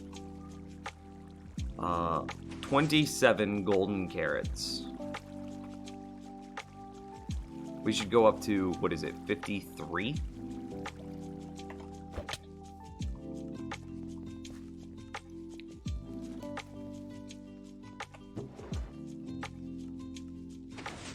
And there's 27 golden carrots. I mean, that's clearly working. Nice. So then we'll need to do the poppy farm next, which is a little bit more complicated.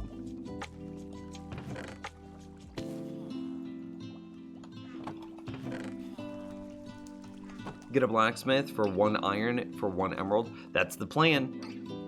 That's what we're gonna do. I also need to clean up all of these old rails now. I don't know where I want to put him yet.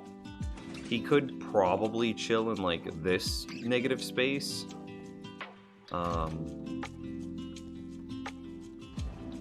There's not a whole lot of room here. But he could probably fit right there, and we could just go like, iron, trade, iron, trade. That'd be pretty cool. Don't they also want, like... They also want coal? Not charcoal, but coal.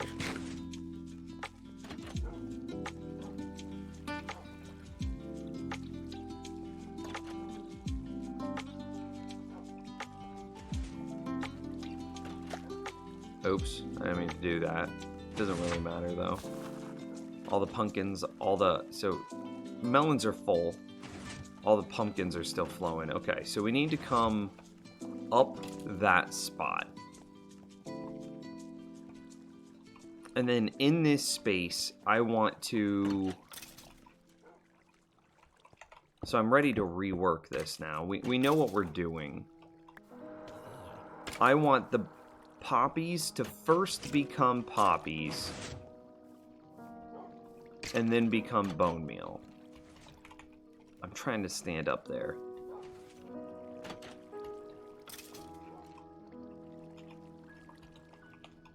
Ugh. This is the hardest thing I've ever had to do in my entire life. Okay. Where did you get the hopper arrow things and the observer tick colors on the sides? What texture pack? And is there a link? The hopper arrow things. Oh, yeah. So how I can see the hoppers here? I am using... I got you, dude. I have to sneeze. COVID-19!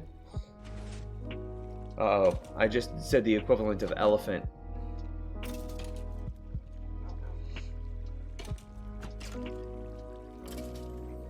Ugh, no. Okay, anyway.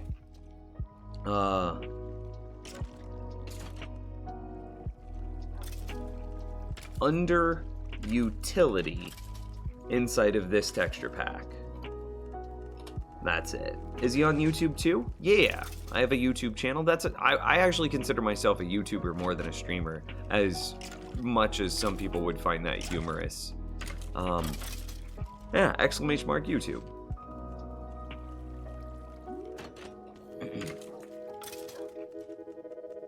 I would say that my quality has gotten a lot better, so like definitely start with the newer stuff and work your way backwards. Or start with the older stuff, set that bar real low, that way you can be impressed by the newer things.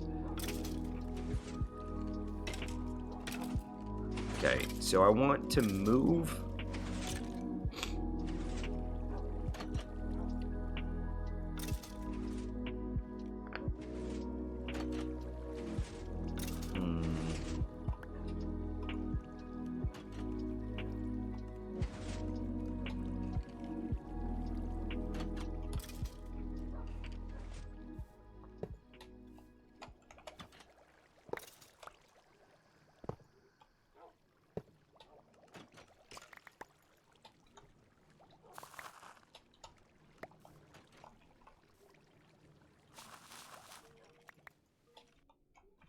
Didn't mean to close that.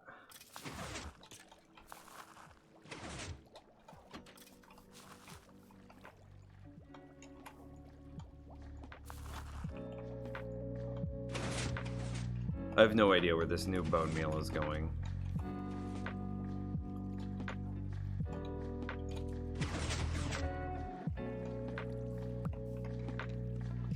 Don't know.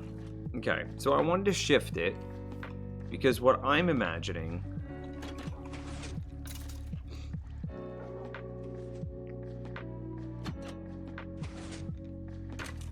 I need some sort of system that comes up from underground and adds to this hopper here. Or it could add to this one too, technically, but... So I want one more composter. So remember all those composters that I said I was never going to need ever again? And then I threw them on the ground and let them destroy? Yeah, we need some more composters.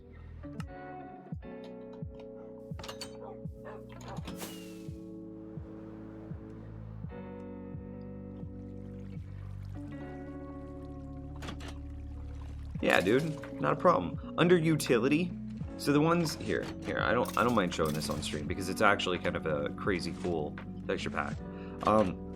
I would definitely recommend Sticky Piston sides because whenever you have a really dense redstone build, you can't tell what's a sticky piston versus a regular piston. Super good. Directional hoppers, just incredible. Better observers, incredible. Clean redstone dust is optional, but I think that redstone power levels are just insane because, especially whenever we're talking about something like this, being able to see that this is a power level of 5, which is relevant for the bee farm, is so important. It makes that like redstone power level mechanic so much easier to use and to manipulate. If it weren't for this resource pack, I don't know if I would have invented the honey farm. So those are the really important ones: sticky piston sides, directional hoppers, observers, and power levels. I would make a strong case for cleaner redstone dust because it makes it easier to see, and therefore you have to spend less brain power understanding what you're building, and you can just build it. I also think that different stems is important. I should really have this on for whatchamacallit. For the pumpkin and melon farm, it would have made that process a lot better. Ore borders, I think, is super important as well, because whenever you're going mining and you're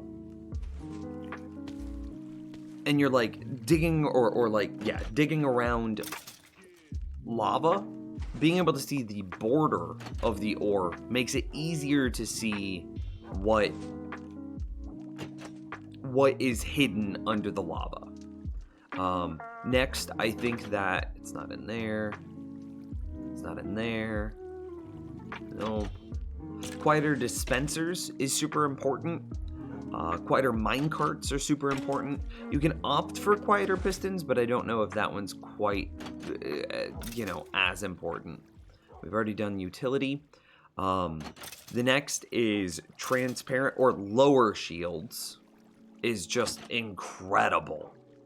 You still want the shield there, but having the lower shield effect, you could also do transparent, but that kind of breaks the immersion for me. But lower fire and lower shields is just 10 out of 10, the best. Transparent pumpkin, I think, is also incredible, and you should be using that one as well. Everything else, 3D, not really necessary. None of this. The rainbow experience bar for June. And then I think everything else is kind of, whatever. Yeah.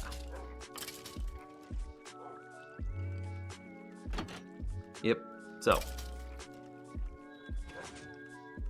Yo, you know what would be sick? Is if we could retexture my elytra to look like phoenix wings, to like match my skin. Yo, that would be actually insane. I would love that. Anyway, is this your spawn area though? No, my spawn is right over here. Actually, it's maybe a little bit further away. No, wait, no it's not. It's literally right over here. And there's our spawn.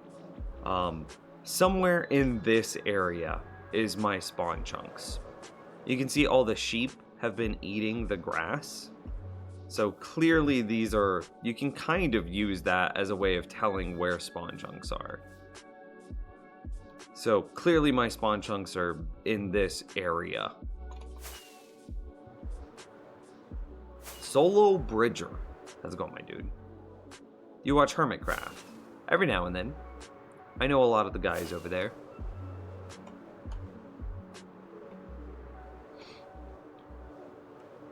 Okay, so anyway, we need to get the poppies moved over into this area, into the chest, and then the overflow from that chest needs to go into a composter. So how do we do that?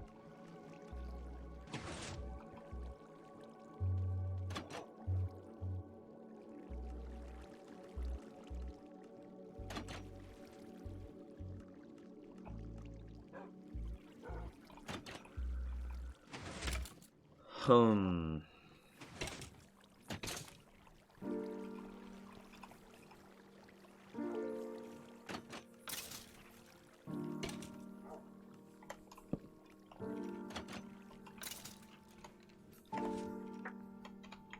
Let's try this. I have an idea.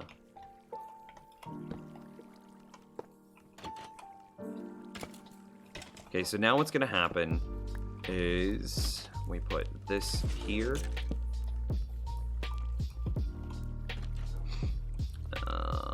Yeah, it works technically.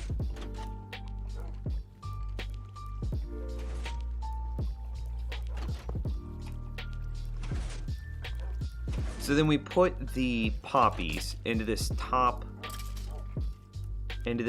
item hopper, and then they'll get pulled out by the hopper that's below it faster than they can push them over to the side. So then once these hoppers are all full, so this barrel will need to be full, which fills up this hopper, which fills up this hopper. Then once this hopper's full, this hopper would actually be able to move the poppies over into this hopper, which means that they can be placed into the, whatchamacallit, into the composter, and then we could just take the composter output and just put it right there. And now we have bone meal. So the poppies will prioritize being added to the barrel, and then after the barrel is full, then we'll convert them into bone meal. And then if everything is full, then they'll just sit right there until they despawn. Are we good with that? I think we're good with that. Okay, now I don't need any more composters. Blah, blah, blah, blah, blah.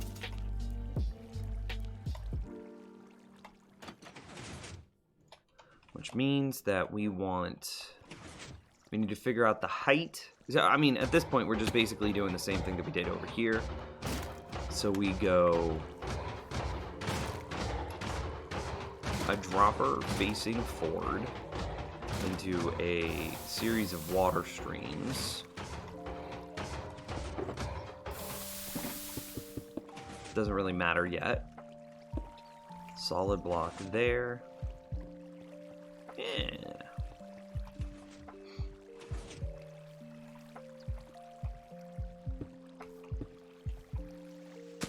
Are you excited about 116? Hell yeah, I am. There are parts of it where I'm like, questionably, like, I'm like, ooh, was that a good idea? I don't know if netherite was a good idea. Because that's, like, literally the definition of power creep. And, like, that can break games sometimes. Like, look at World of Warcraft, right? Or most games that have been around since forever. They keep trying to add bigger and bigger and bigger things, but the problem with adding a bigger and bigger and bigger thing is, like, once you start to fuel that, then you can't really stop. So, like, diamonds have been, like, the end game for so long. And now it's not going to be diamonds. So, like, all of our community-based stuff, all of the jokes and the memes and the everything about diamonds is, like, it's gone. It will be gone. And for what?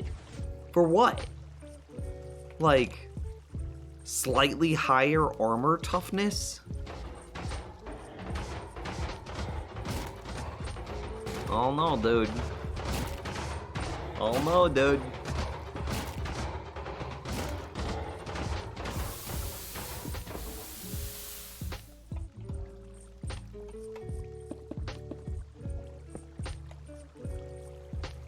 How did iron get into that? We gotta keep an eye on it.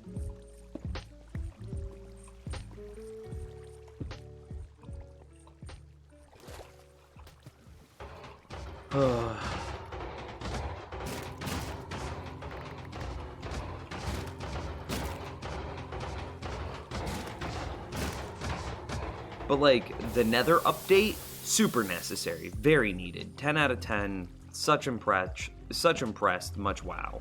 I think that they still could have done the Nether update a little bit better, a little bit cleaner. So I think that they should have had iron in the Nether. I think that the biomes being basically the same thing, just recolored, is a little bit lazy. So I think that there should have been a new biome. There was like a Nether quarry or something like that, or some sort of. It doesn't really matter the aesthetic of it. I'm not gonna argue that. That's not my point. My point is there should have been iron in the Nether somewhere. And with iron in the Nether, combined with the trees and combined with the hoglins for a decent food source,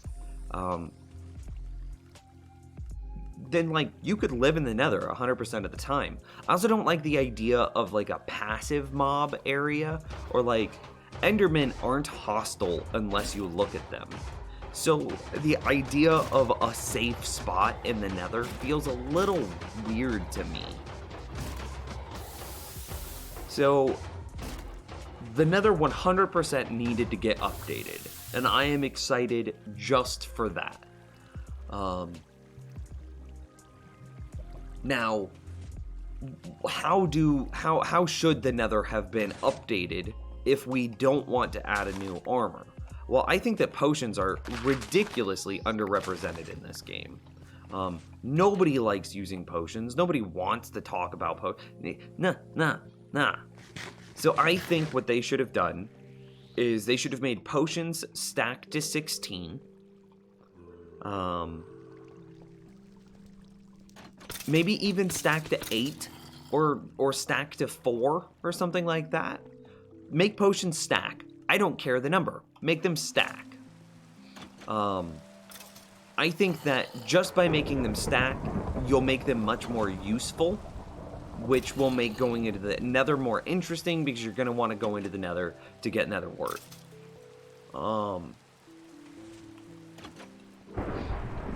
I think maybe you make something like Nether wart still grows in the overworld, so that way you don't break everybody's overworld Nether wart farms, but you make Nether wart grow much faster in the Nether. So now the player wants to travel to the Nether to make their Nether wart, or to farm their Nether wart in order to make their potions.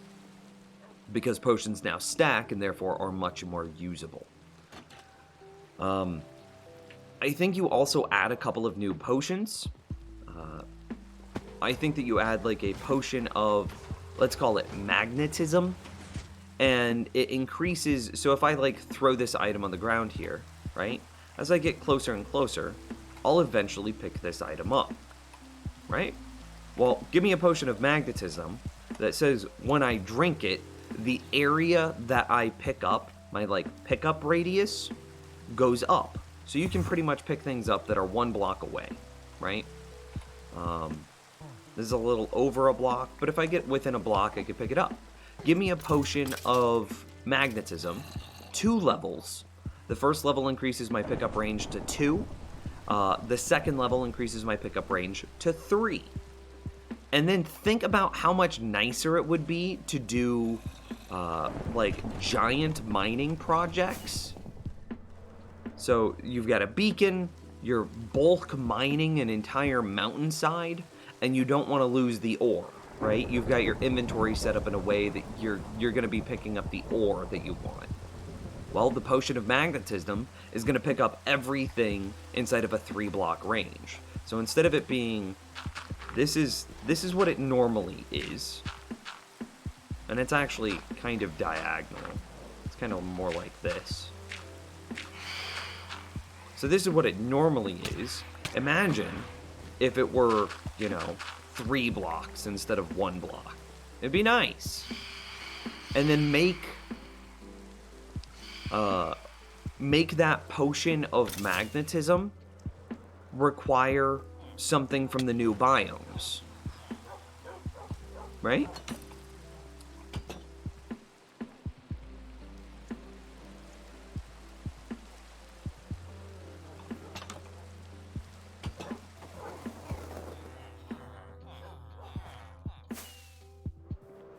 Stackable potions will potentially break PvP. I think that there's even ways of combating that. So the argument there is like splash potions of harming and splash potions of healing. to instantly kill your opponent versus instantly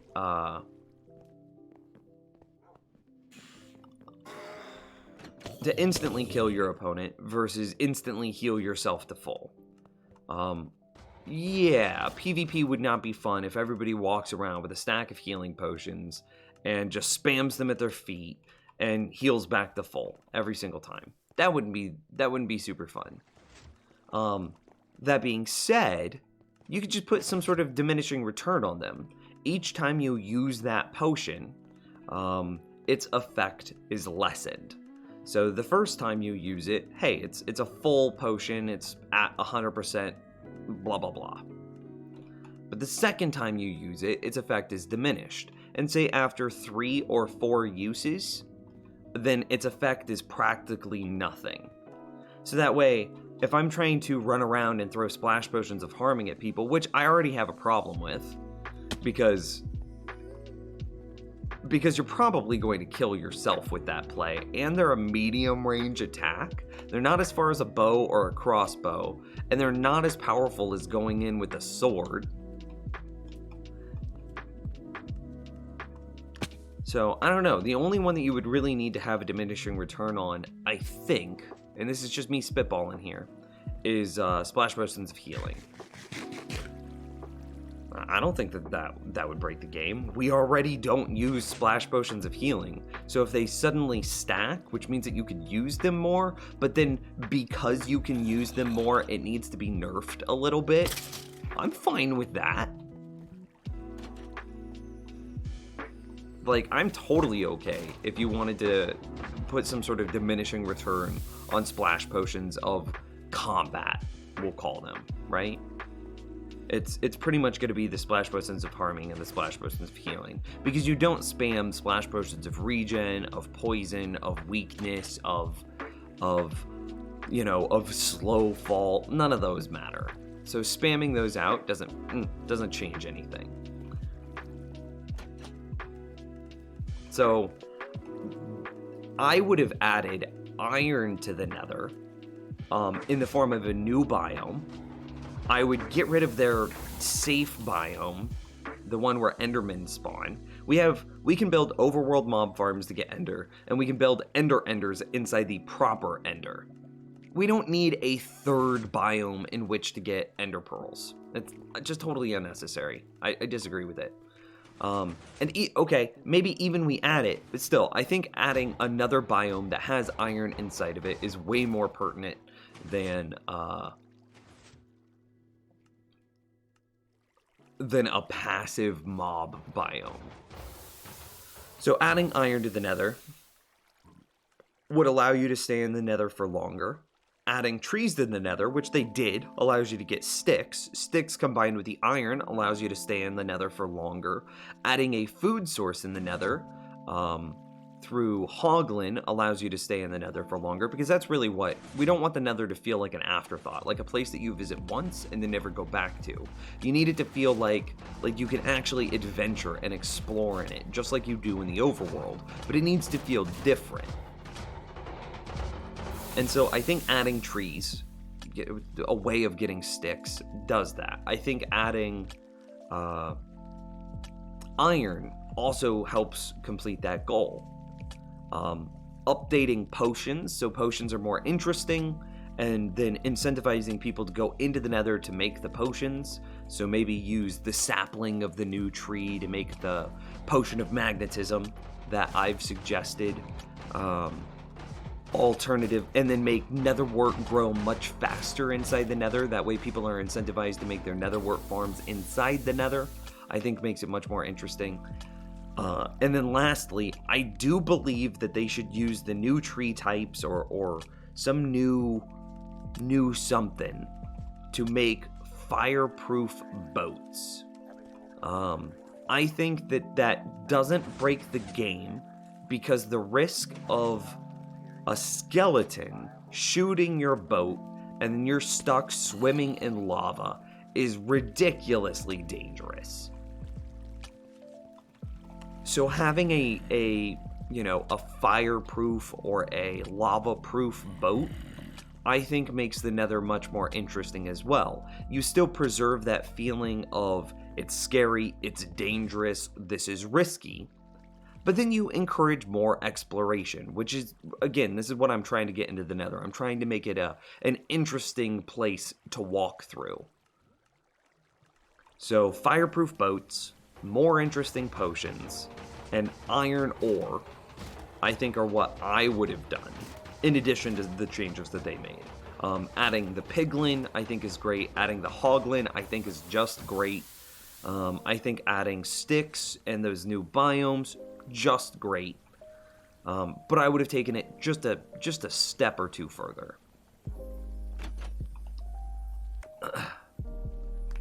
What's a redstone build that you were building? I am currently trying to... I got super distracted because that was such a great question.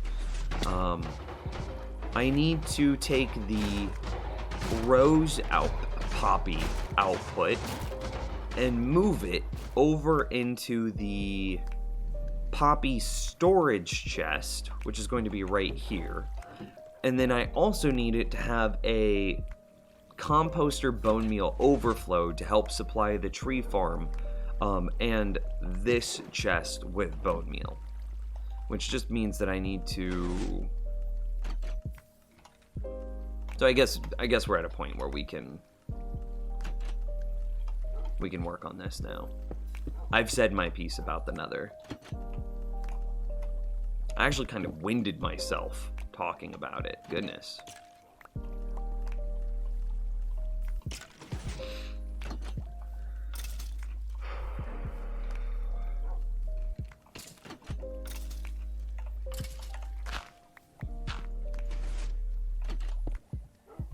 Alright, so this goes up, and then the water would push our items there, which means that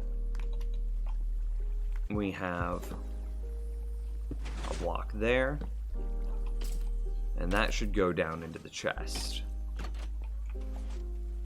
Yeah.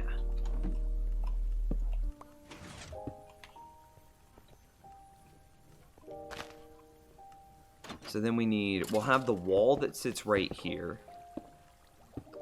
So our nice little exterior wall, which means that we have our bubble vader is going to come up through this area.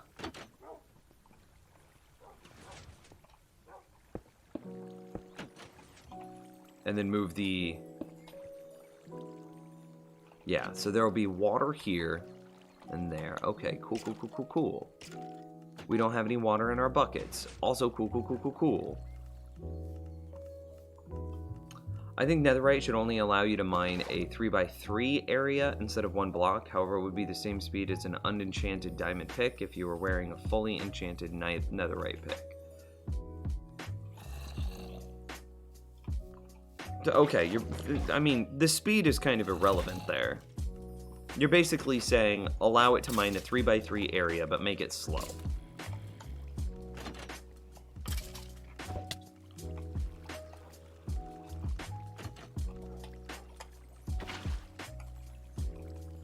I don't think it really matters. Yeah, cool.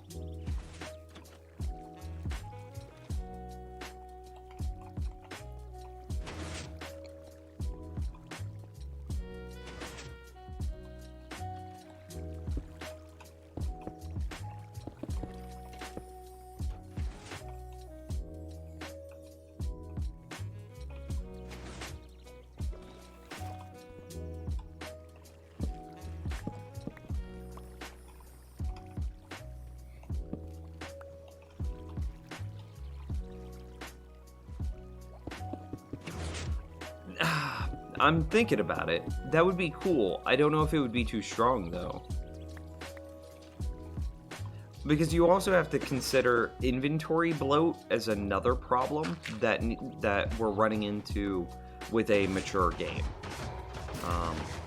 So, like, if I were to... And I'm just going to throw these onto the ground. I don't really care. Nope. I need those rockets back.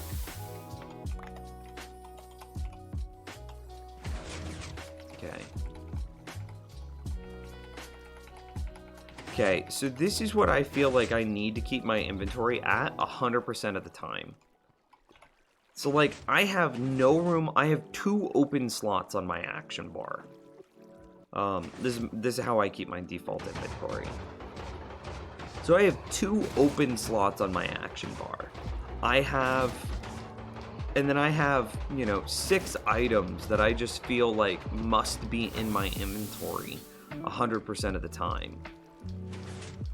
If we added another pickaxe that has a different functionality, that's another tool that I need to keep in my tool list. So I've got my Silk Touch pickaxe, my regular axe, my shovel, and then my fortune pickaxe, a bow, and a sword, right?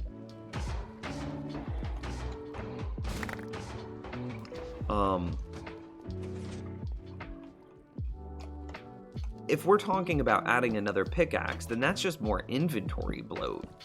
And that's also something that we need to be concerned about, is because it's the same thing as power creep.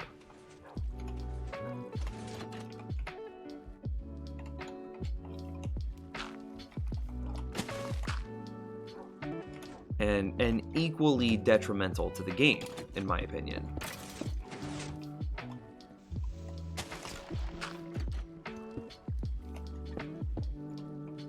I mean, if you want to mine a 3x3 area, I actually don't think that's too bad.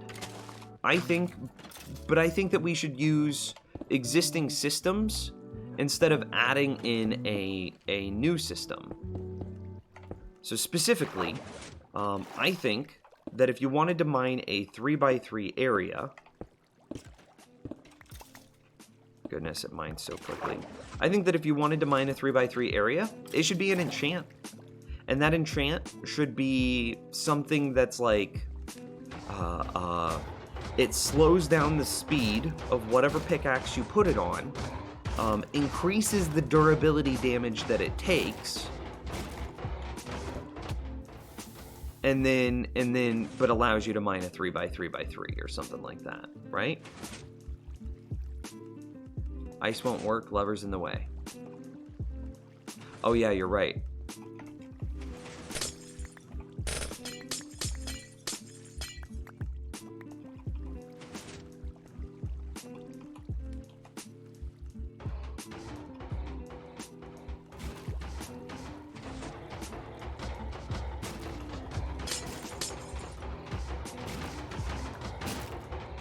And we'll just come out to like right here.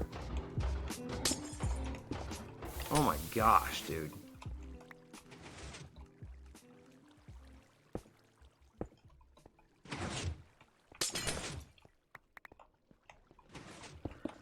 Because inventory bloat is a real thing that we need to be aware of and fighting against. Power creep is something that we need to be aware of and fighting against. If we want Minecraft to see another 10 years, we do not want inventory bloat and we do not want power creep.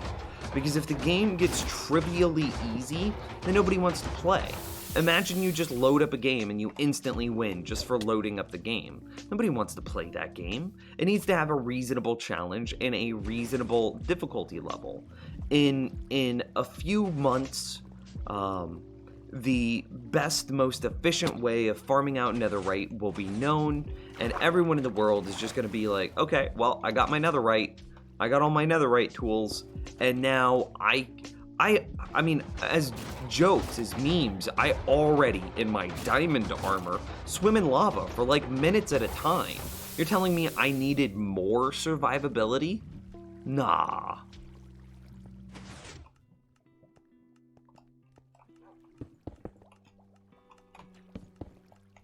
So I personally really don't like netherite. I think that it's very detrimental to the overall health of the game. But it's coming, and there's nothing I can do to stop it. There's nothing that I can say.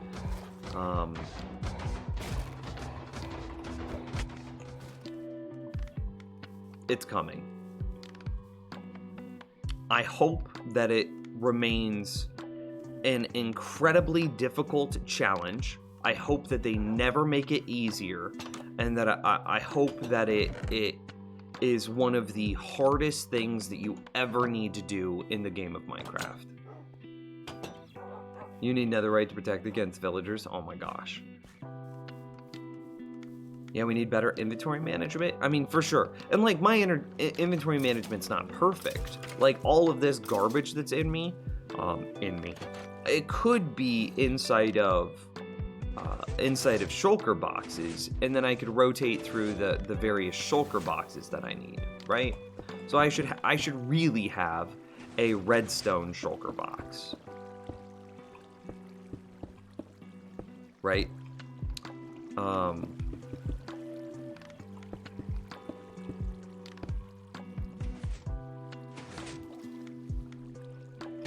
Okay, I think that we're at a point that we could probably hook this up.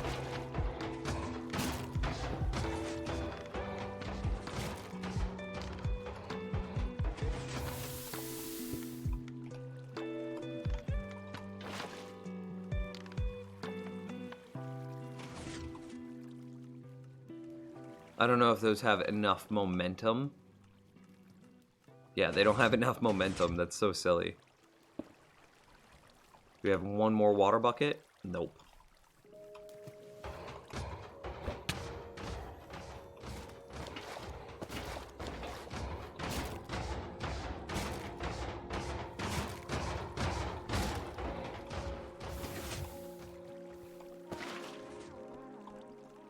Oh, perfect.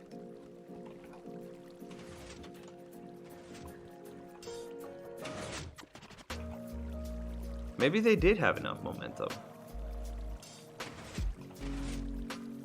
I don't know. Link shulker chests. I mean, a special shulker box that is linked with your inventory so the overflow gets in there could be the solution.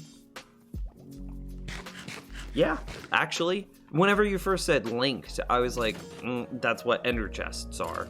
But like a shulker box plus a hopper,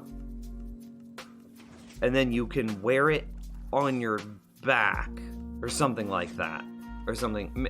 I don't know if it needs to be a piece of armor, but you get what I'm going for. A shulker box plus a hopper, and then anytime your inventory fills up, the overflow will go into the shulker chest. The shulker chest hopper new item. That would be cool. And it's no longer a placeable block. It's more of like an inventory thing. It just lives in your inventory. Well, no, it'd still have to be a placeable block.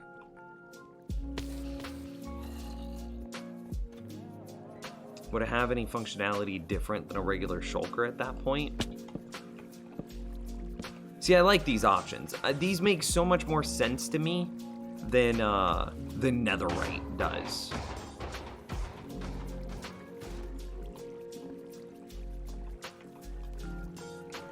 They're still in there. Yeah. Okay. So we need to just take this all the way up. Blah blam, blam, blam. Blam, de blam, de blam. Okay. Beautiful job, Nims. You're wonderful. You're amazing. You're the greatest human being. That's not true.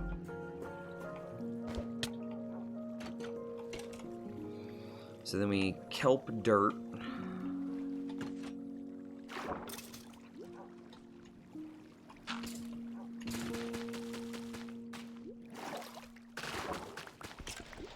And then we swap for soul sand.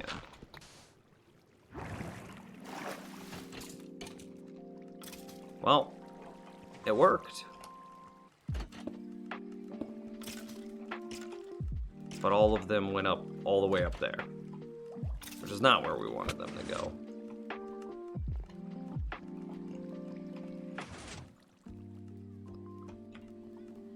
I think it's okay.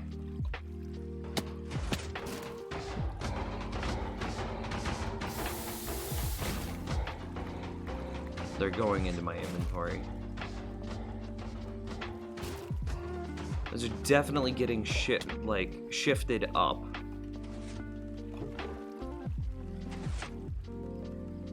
And there's our poppies.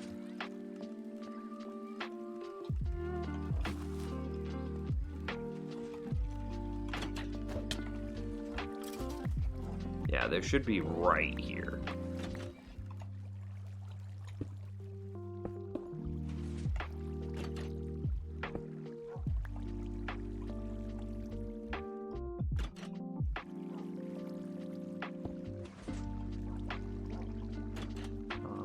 Yeah, that all looks good to me.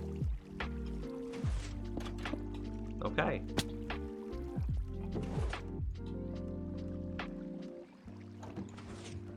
And then once that chest is full of poppies,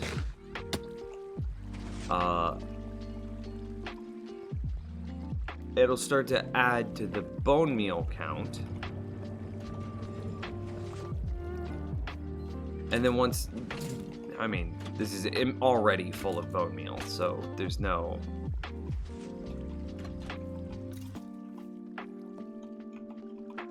Yeah. So once that's full of bone meal, then the poppies just despawn, and I think we're okay with that. Bradley, thank you.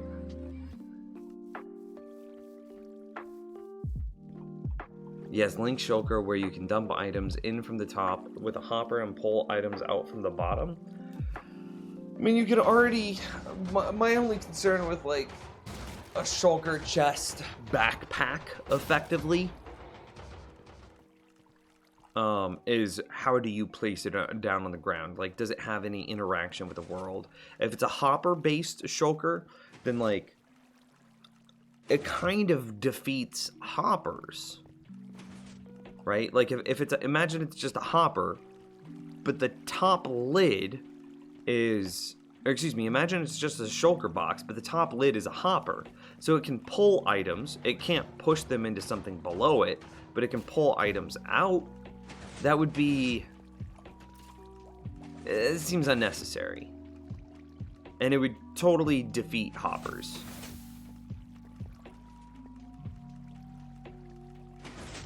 What's the barrel on the left of the... What is the... This one's bone meal. This one's poppies. So we probably should get some item frames here and here. And I am curious... Ow, ow. Nice. So AFK fishing will go bye-bye in 116. No. I don't think it's going to go bye-bye. If you look at the wording, they say that they're going to remove... God, what was the exact wording? Quote, treasure loot can now only be obtained by fishing in open waters. So first, fishing farms, you're still going to be able to use them as a fish farm. So you're still going to be able to, presumably, catch, you know, all the fish types. Raw cod, tropical fish, puffer fish, salmon, all the fish types, you'll still probably be able to catch. Anything that's not marked as a treasure drop, you'll be able to catch. So that also means that the junk drops are in there too. So you're still going to get all the regular drops and all the junk drops, because remember that there's 3 types of drops from fishing farms. But treasure loot, which is like fishing rods and bows and enchanted books, those will go away. So, okay, we're losing fishing rods, bows, enchanted books, and, I mean, the other stuff doesn't really matter. Really, it's just the enchanted books and kind of bows that are the sad things. But then it says open water, which means that there has to be a rule for how the game determines what open water is. And indeed, Eltrian found what that rule is. What he found says, a fishing location is considered to be open water if there are no blocks above the water and no solid underwater blocks around. All water blocks are source blocks, and there are no bubble columns. Okay, cool. So, presumably the block that you're fishing in needs to be a water source block. It says all water blocks...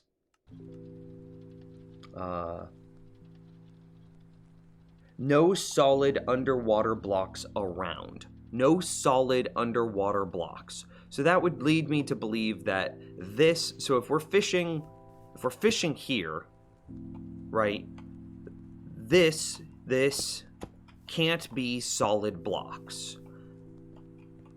And then it goes on to say, all water blocks are source blocks. So then these guys must be source blocks as well. Oh god, that's placeholder. I just placed down one of my placeholder cobblestones. I'm an idiot. So let's do it this way. So this is our water. And so these must also be source blocks. And then it says around. So presumably let's move our water source block up one. So if we're now fishing here, we can also guess that this one needs to be a water source, and then all of these need to be water sources as well. Depending on how they define around, these probably need to be water sources as well. So this is probably, and then we're fishing in this spot right here. This is probably what the water requirement for a new fishing farm will be. And this is just guesstimating based on what I've read. We can farm this. You know, you get your bobber to land right here, and then you just tripwire hook detect it. Yo, you can farm that. 100%.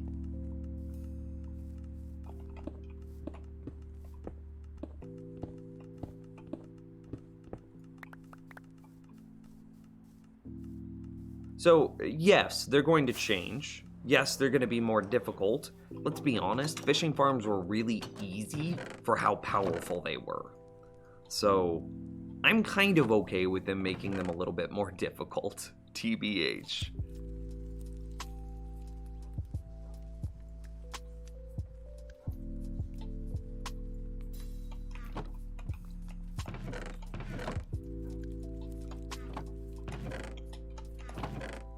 So with that knowledge, I don't think that it's gonna be that bad, honestly.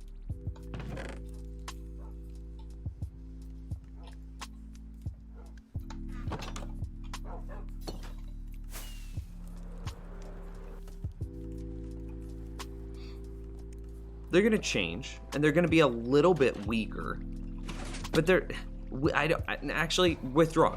I don't like the word weaker. They're gonna be the same. They're just gonna be bigger. That's literally it. They're just gonna be bigger. The only question is how much bigger. That's it. That's literally it. Fishing farms will be fine. They're just gonna be bigger. The only question is how much bigger. Nims, do you have a tutorial on an iron golem farm? Not for the latest snapshots, no. I really should, because my iron golem farm is great, but I don't have one for the latest snapshots, and I'm very disappointed in that. I'm disappointed in myself.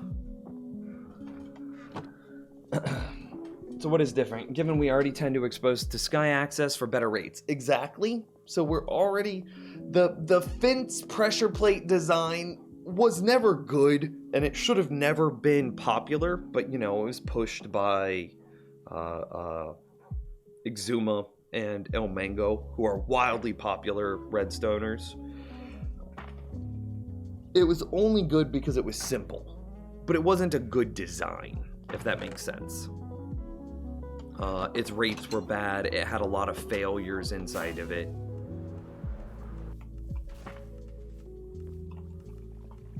Like a lot of things that would cause it to misfire and therefore misfish and hurt the rates.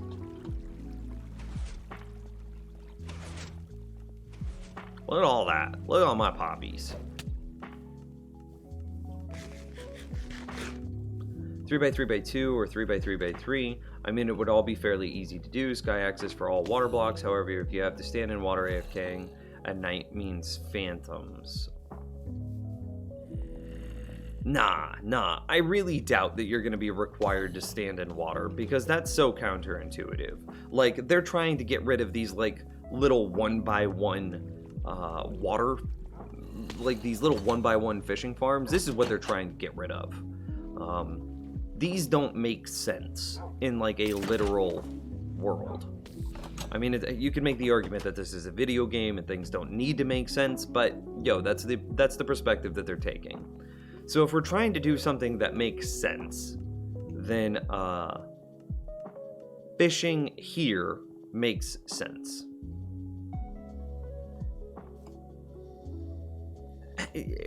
standing here does not make any... Nobody's gonna think to do that. This makes sense. Actually, to this end, I don't know if I agree that it needs to have a water below it. And it does say that it just needs to, quote, it's considered to be open water if there are no blocks above the water, no solid underwater blocks around, and all water blocks are source blocks, and there are no bubble columns. Around doesn't necessarily mean below. Around could literally just mean on the same level. So it might be a 3x3x1 instead of a 3x3x2. I don't think that you're going to be able to farm it. They wouldn't change it just to make it a little bit more difficult. Iron Golem farms. And actually, they've already changed fishing farms to make them a little bit more difficult. In 1.7.2, trapdoors, iron trapdoors, used to override the right-click feature. And now they don't. Which allows me to cast here. Right? And they changed it already once, and yet we still have fishing farms. They've been nerfing and modifying fishing farms for like 5 years. Yeah, 100%. They would change it to make a little bit more difficult. 100%. They've already done it. It's if you're trying to create a baseline based on what we know that they do, the baseline is that they would change it slightly to make it more difficult, not that they would break it. You have to rebuild your compact room, or ignore the treasure though. Yeah, probably. Which is a little bit rough, but yeah, you know, I'm not too concerned about it. I really doubt that it's going to be that big of a problem. Fish farms are going to be dead. No. 0% chance fish farms will be dead. Fishing farms might be will be bigger, and they will be more awkward because they're bigger. But will they be dead? 0% chance. No matter what they do, we will find a way to farm it. Minecraft knows that we always find a way to farm what we want. I mean, yeah, well, they have broken farms in the past. Iron Golem farms almost were removed from the game. Like, they were almost so freaking ridiculously complicated that you just couldn't reasonably do it. What am I in here looking for? I don't remember. Habadoogan. I beat the dragon and got my elytra today. Dude, that's awesome. I don't remember. I gotta look. What were we working on?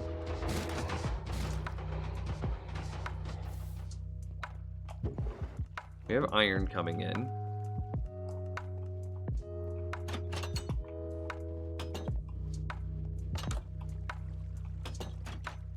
We have our bone meal and our poppies coming in.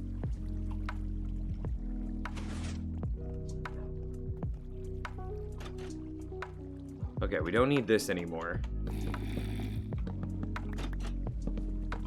As this was trying to figure out the sequence of how to build the whatchamacallits.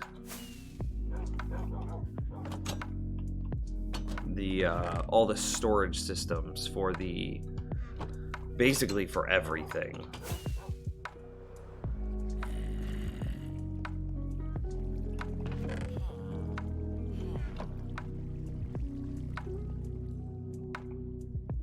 I don't know where we're at.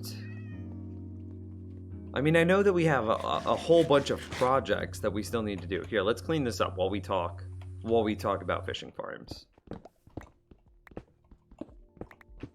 Okay. Exactly. If it can be 1 block thick, means we can have hoppers under it if necessary. It doesn't matter how wide they make the range. We'll find a way to farm them again. Yeah, pretty much. I mean, there are ways that you could break the fishing farm, for sure. The easiest... Here's how I know that they don't want to break fishing farms. You could remove the hitbox from the bobber. That's it. If you remove the bobber's hitbox, if you make it so the bobber can no longer trigger things, that's it. Fishing farms are gone. The bobber could no longer interact with tripwire, so you couldn't detect it. The bobber could no longer interact with pressure plates, so you couldn't detect it. Nah, but that's not what they've done. But that's how you break it. If you want to break it, that's how you break it. It affects nothing else in the game. Fishing regularly will be perfectly fine. But if you want to break a fishing farm, that's what you do. And that is not what they've done.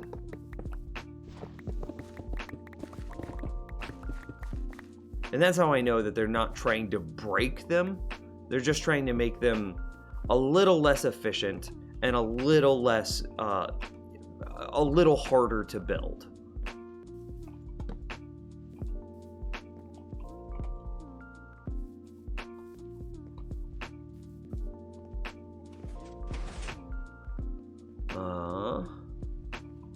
We have full auto farms for iron, gold, all crop types except netherwort. You can AFK netherwort, but I see your point. They require the player to plant trees, cobblestone, bamboo, kelp, sugarcane. You get the idea. Yeah, exactly. I mean, SiteCraft has full auto quarries with near lossless automatic storage. We'll find a way to farm whatever we want. To a point, I agree.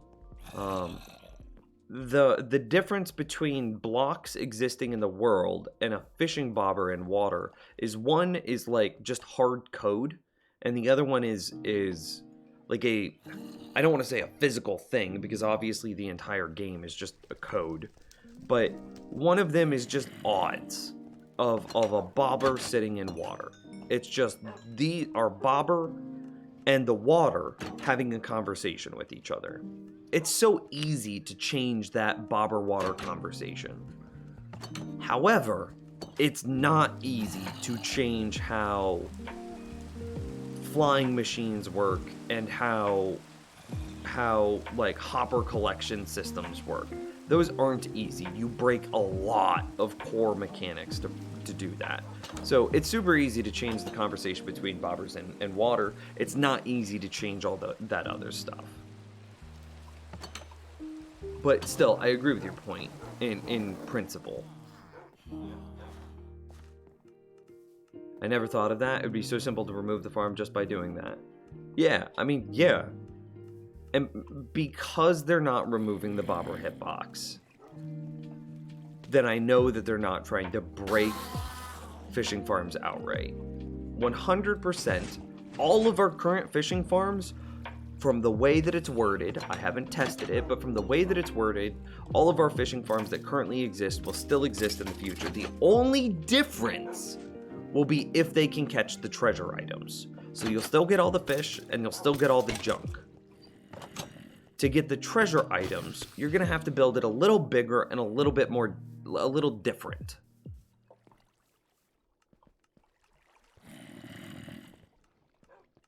So, yeah, no. Fishing farms will be fine.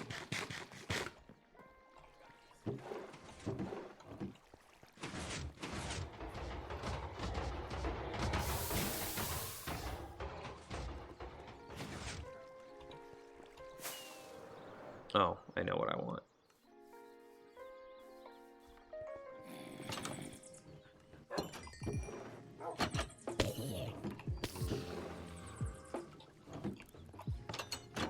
The question is, why does it have the hitbox to start with, and did they add it when they added tripwire? If so, why didn't they want to us? If so, why? If so, why if they didn't want us to farm fishing? That grammar, dude, was pretty rough, but we got through it. I don't remember whenever they added I don't remember when they added tripwire and bobber hitbox. It's been so long. I assume that the bobber hitbox has been there since fishing rods were added to the game.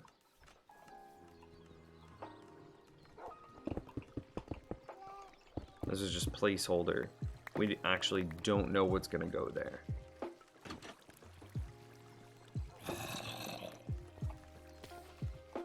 Okay, so let's, something that is long overdue, and James mentioned this earlier, is I definitely need to add a redstone shulker box.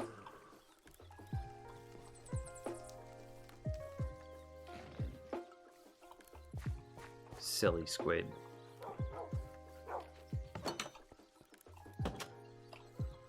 Okay, so stone goes in here, stone goes in there.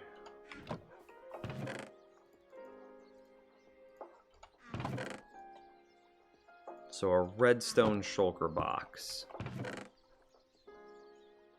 I need to just go mining and get a bunch more redstone.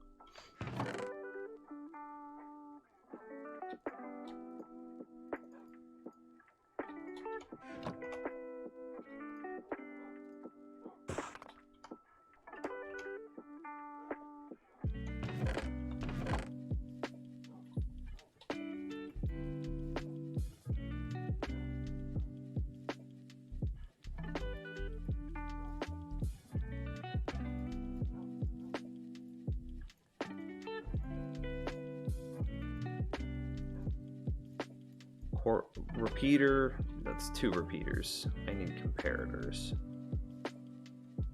I think that's most of this stuff that I would want to put in here. More dispensers, maybe.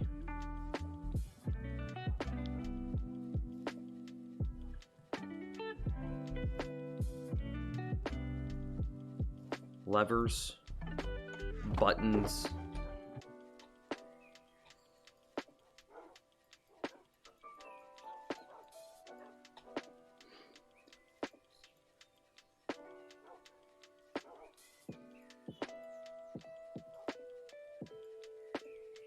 So I want just more redstone, because those are low. So dispensers, levers are easy. We could just throw some sticks and some, is it cobblestone? I think it's cobblestone. Blam, done. Okay, so we're done with you. It's bows and cobblestone. Which makes these so awkward to craft.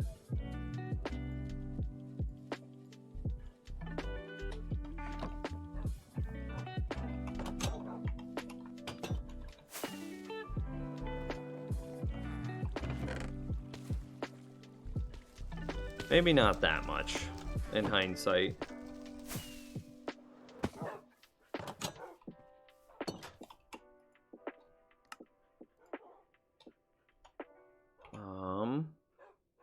Oh, we also need redstone. Dispenser. Can I not, like, spacebar click? Damn.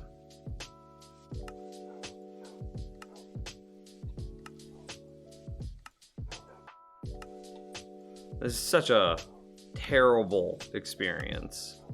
Is there any way to make this faster?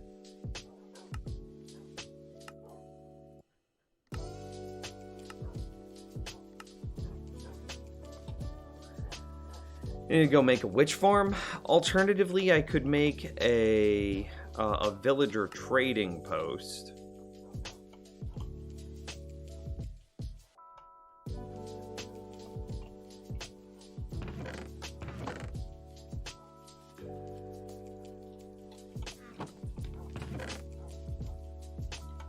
and then trade for redstone.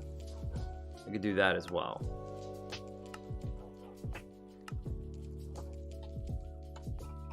All of that for 21 dispensers. That's insane.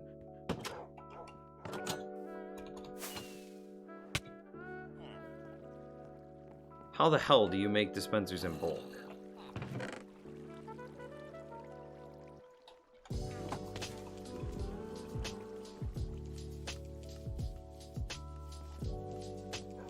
Grab a poppy to dye the shulker box. Oh, dude, I totally forgot that you can dye shulker boxes.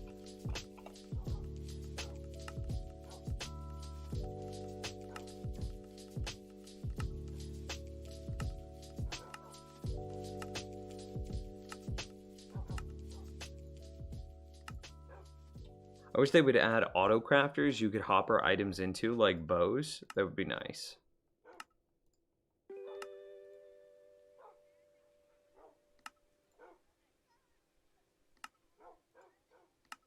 I'm gonna run out of redstone before too long. Maybe we need to go mining and get some more redstone. Alternatively, is there a way to set up a... Maybe that's what we can use eyebrows for. You guys want to do a test? Do we let eyebrows kill a villager? Because I've been like, what do we use eyebrows for? This is eyebrows the zombie. Do we have eyebrows kill a villager, convert them into a zombie villager, then move that zombie villager away,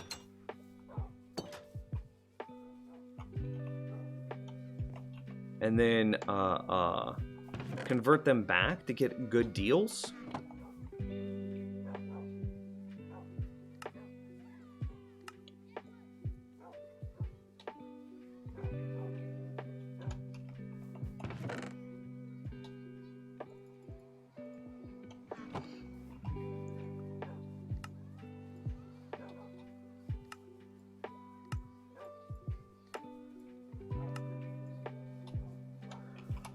That's about as many dispensers as I can stomach right now.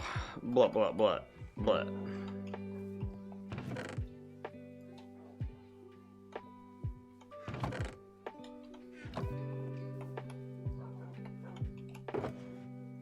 And now we are straight up out of redstone. Maybe that's something we look into. So we take one of the villagers out of here. We walk him over here right next to Eyebrows and let Eyebrows kill the villager. The villager, because we're in hard mode, is a guaranteed chance to be converted into a zombie.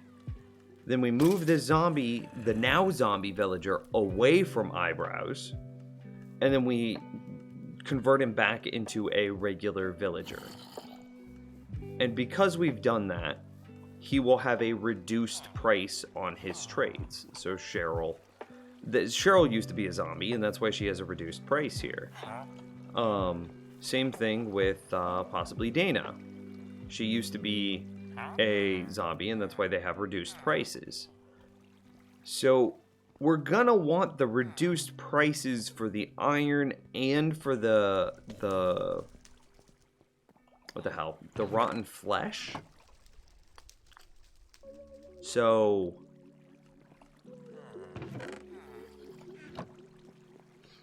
building a system that allows us to do that automatically would be kind of cool.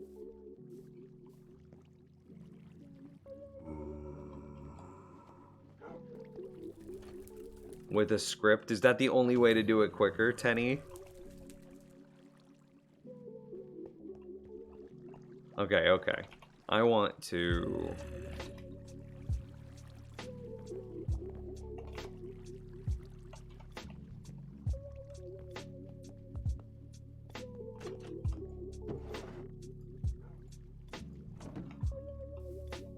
I need more redstone. Do we need to light that up? Or is this only a problem because I'm in the area?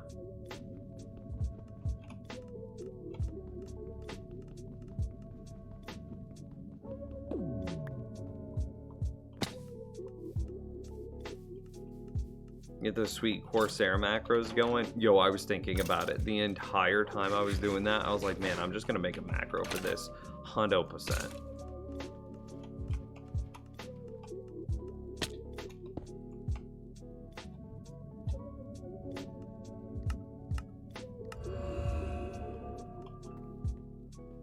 Well, fortune. There's some redstone. Redstone? There's some redstone.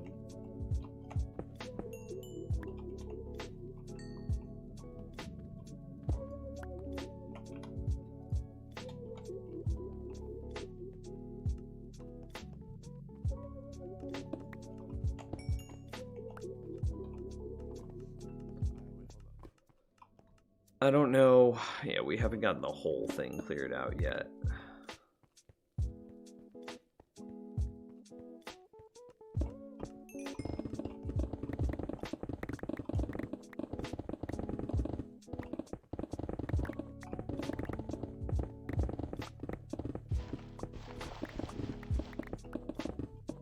Where's the edge?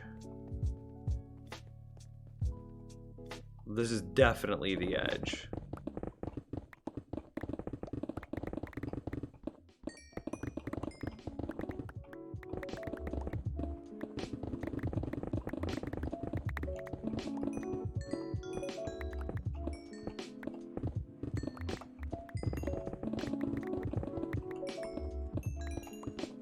Redstone. How's it going, dude? Welcome back. You're here at the top of the stream.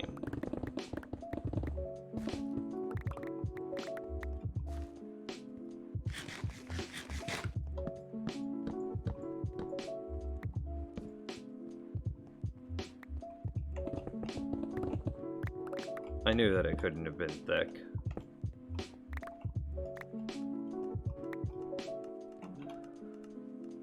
Any inventory management we want to do. No cobblestone.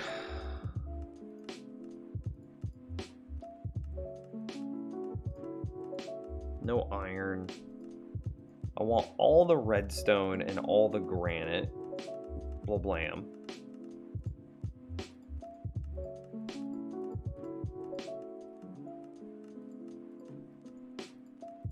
Just 2 stacks will be fine there.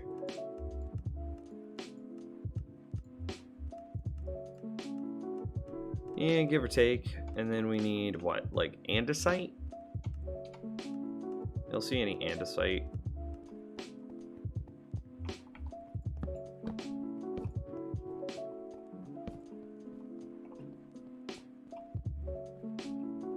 And we want dirt on our hotbar, so that way I can fill holes. And yeah, a little bit of andesite. Or something. I don't know what we're going to do with those 2 blocks. It doesn't really matter. What sub am I? 37? Oh, dude, there's no... Oh, hey! There's no way I could know that. Absolutely no way.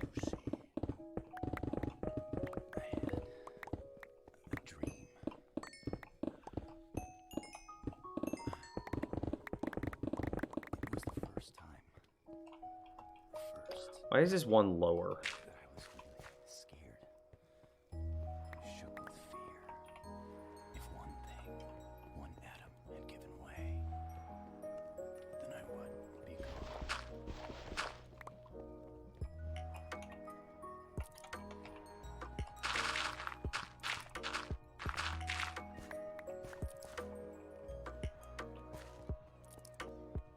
Okay, well, let's take care of this guy. Fortune. Mine out around it. Make sure that there's no lava. Good so far. Oh. Oh. It's only going to be 5? It looks like it's only going to be 5. Yep. Am sad, but still, it diamond. So there's 5 ore here, and this is my favorite part. With the fortune, and then you go at it, and you're like, okay, there were 5. How many did I actually get? Did we get it all? So we went from 5 to 9. my favorite part for sure.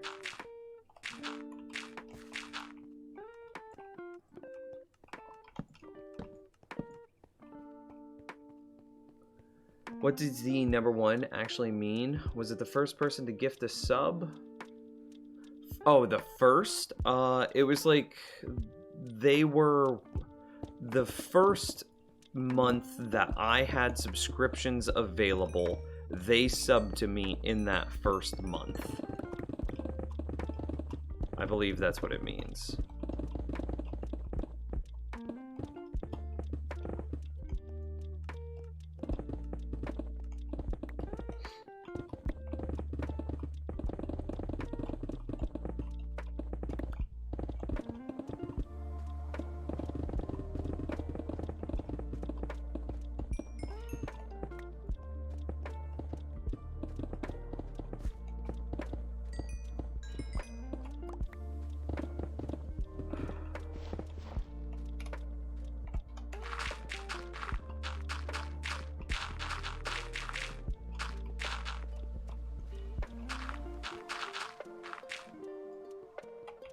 So they've basically been around for a super long time and have been supporting me for that entire time. It's kind of like, without those people, I wouldn't be here.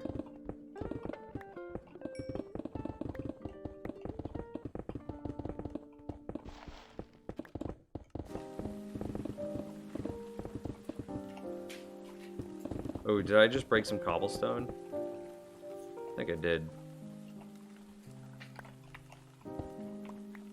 Alright, yeah. Maybe we just fill in these holes with cobblestone. It doesn't really matter in the grand scheme of things.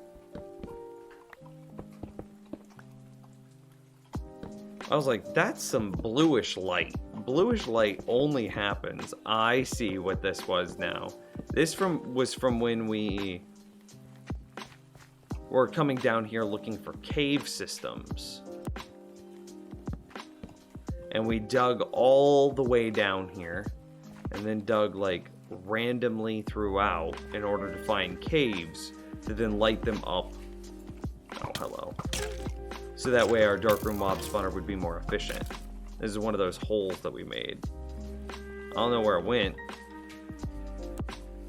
There, yeah.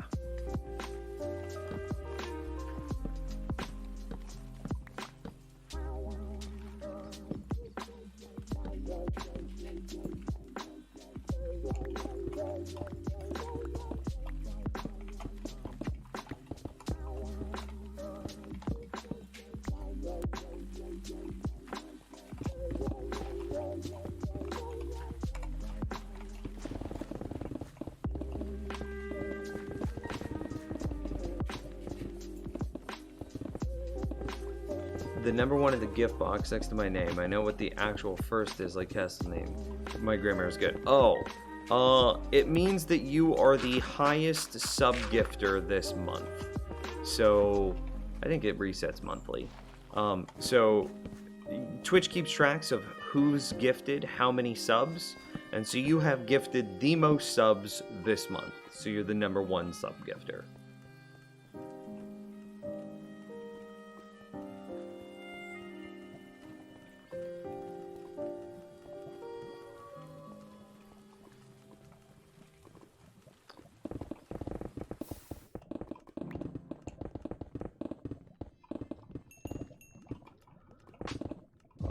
I need to message girlfriend, because I don't know what we're doing for dinner.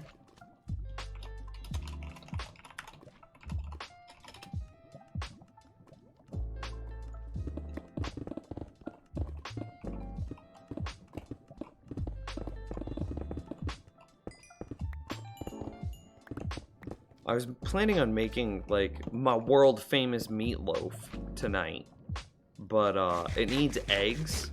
And I don't think we have any eggs. And I don't think we can get eggs right now.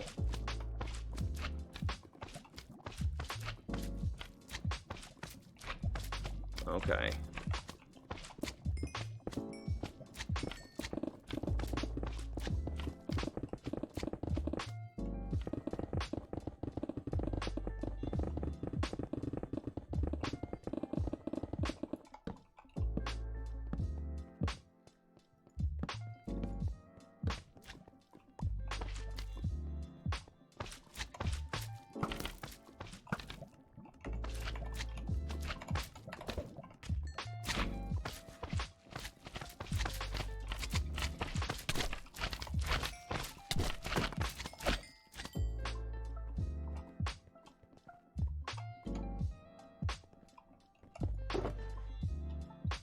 Okay, well, we got our stack of redstone dust.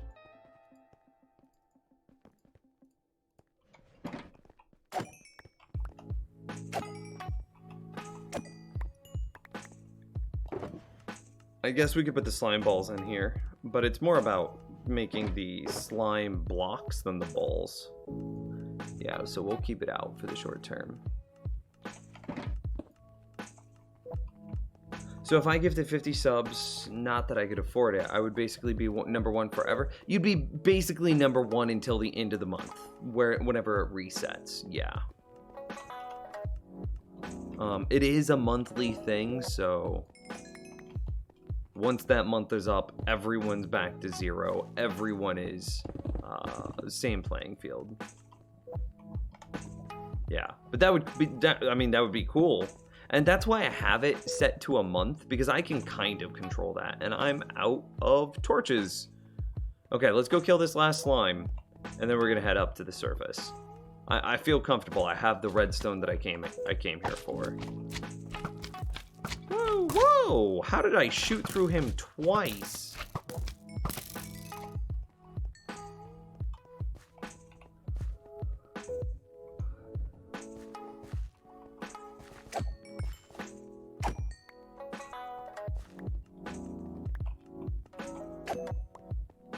Alright.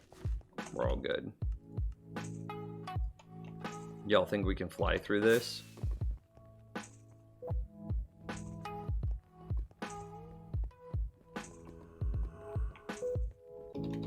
Whoa, a zombie just groaned.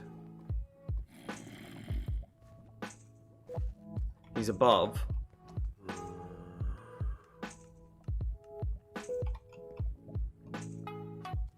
Groan again.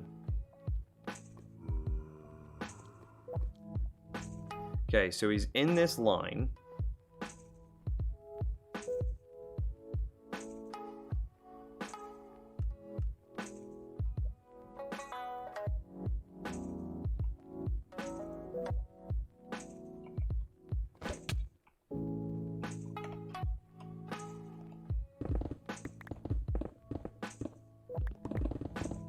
I'm just winging it right now. I never got his second position.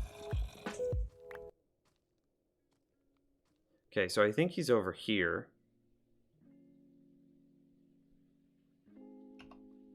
What do I do without sticks?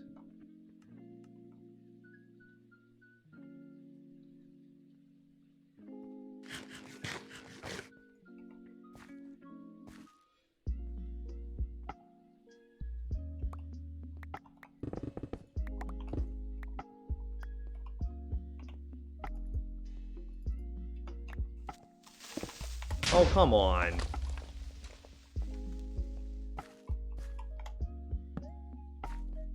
Well, we found a dark area. But not the zombie.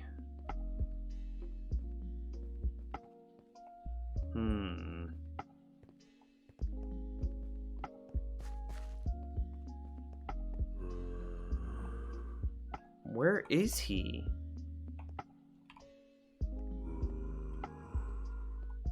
Okay. Didn't mean to fall. I have an idea of where I'm at.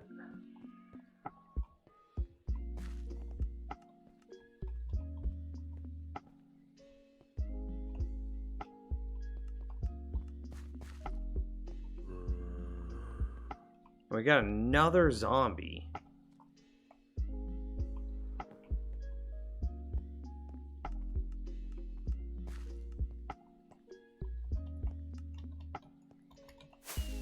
Anyway, what we were talking about, I was saying that,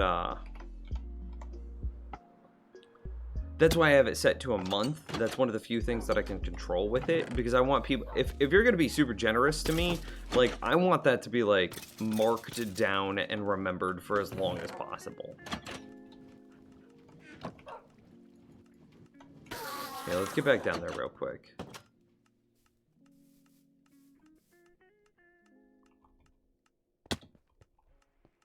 I'm not sure if I know how to just find that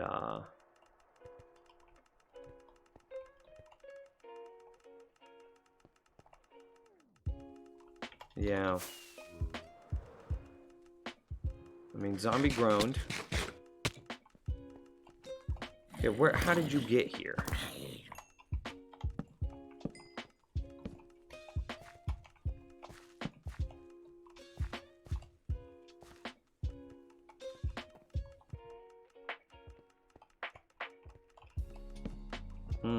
I wanted to win forever. $300 names is a fair bit more than I would give you. No offense, but you aren't worth that much of my hard-earned money, but you're definitely worth, say, 20 a month. Well, I appreciate that, dude.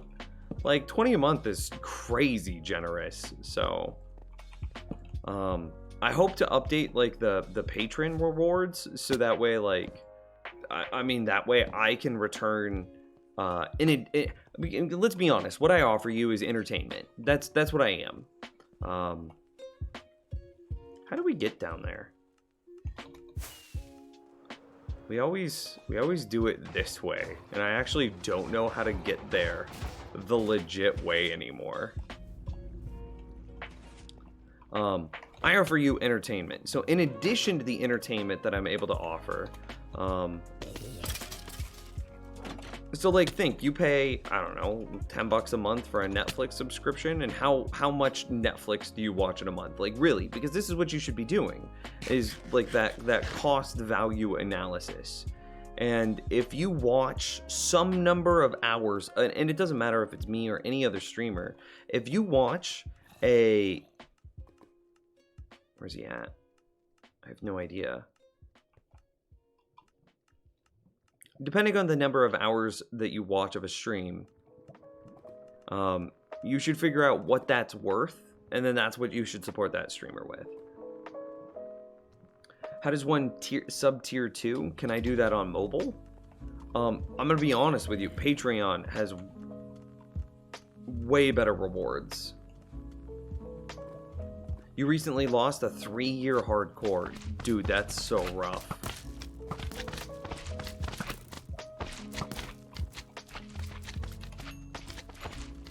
I feel for your loss.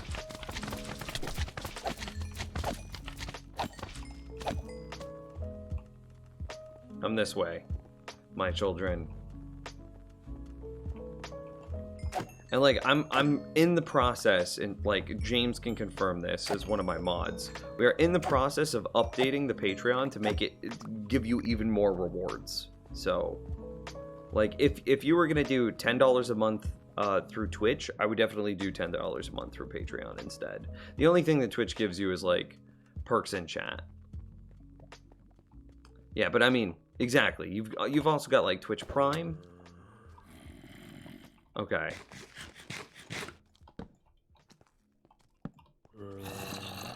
But these had to have been created because of the creeper exploding and darkening this room, right?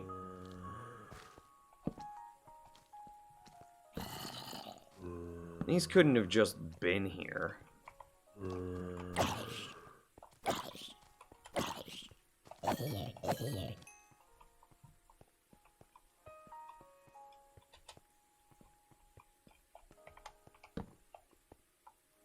I don't know what that cobblestone is.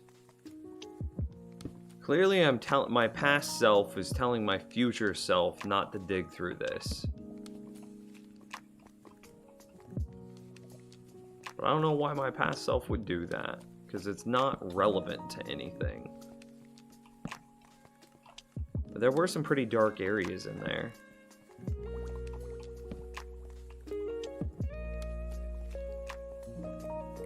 So of course there's revenue splits, right?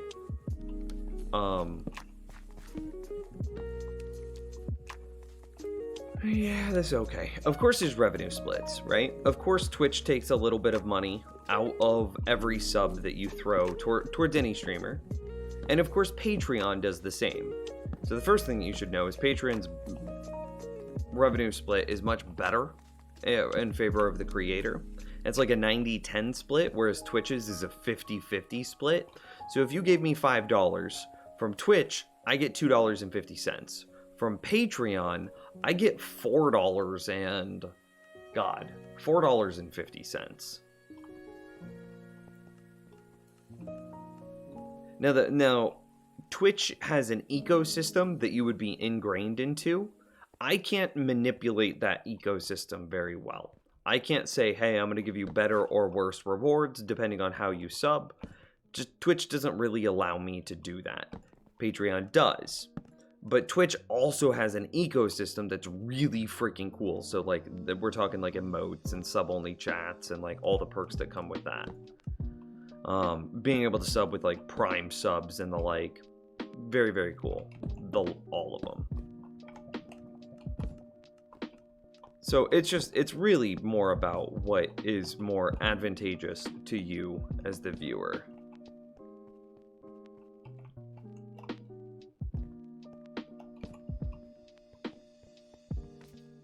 So many slime. Okay, was that couldn't have been all the zombies, because we also heard zombies.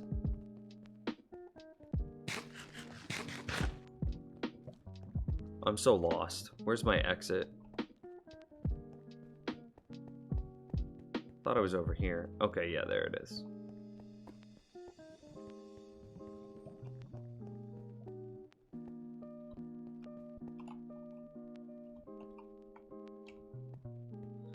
We also heard zombies on the outside here.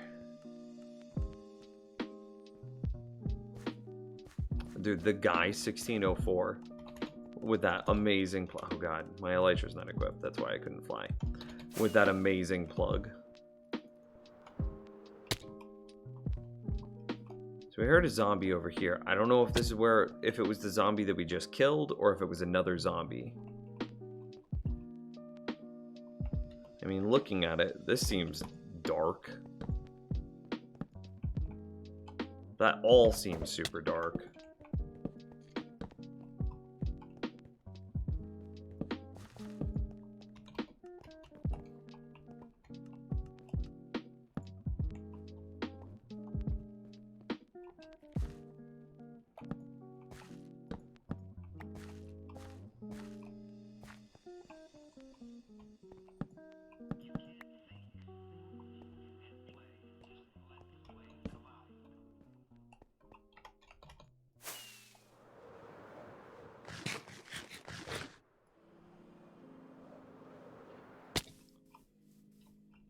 I mean, better. Better. Always better, right?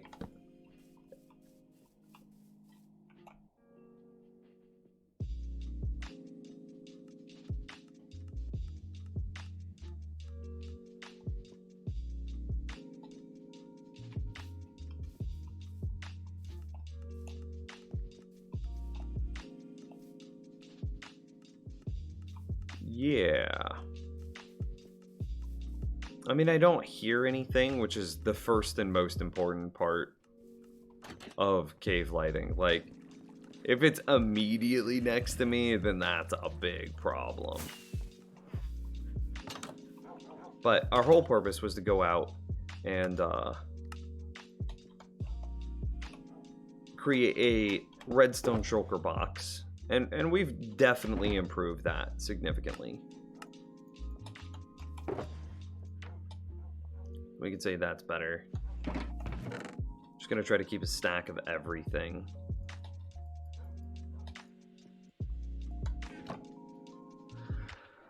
The server is what makes Patreon worthwhile, but I ain't doing that until I get a computer sub on Twitch ad-free, given I use mobile data to watch stream and travel a lot internet speed.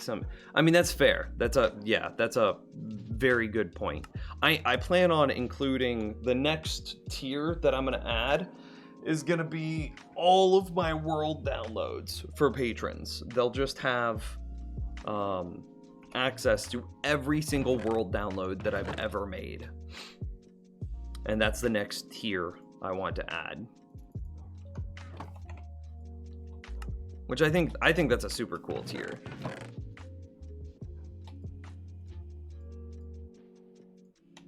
Why did we make so many hoppers? How do we... Oh, it's because of the pumpkin melon farm used a bunch of hoppers. And then we ended up shutting, or we ended up swapping that over to a hopper minecart system. So now we have a bunch of excess hoppers. That makes sense.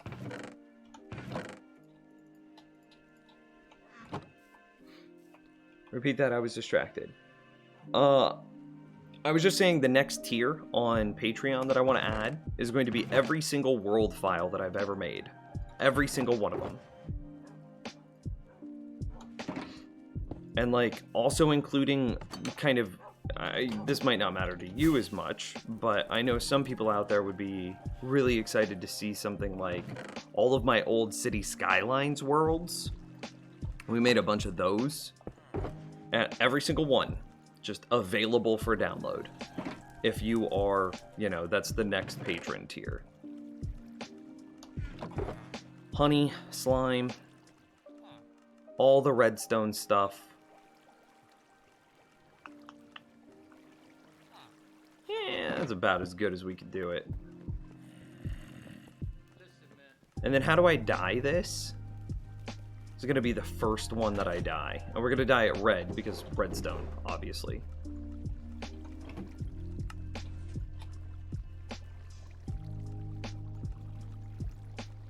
Is that it?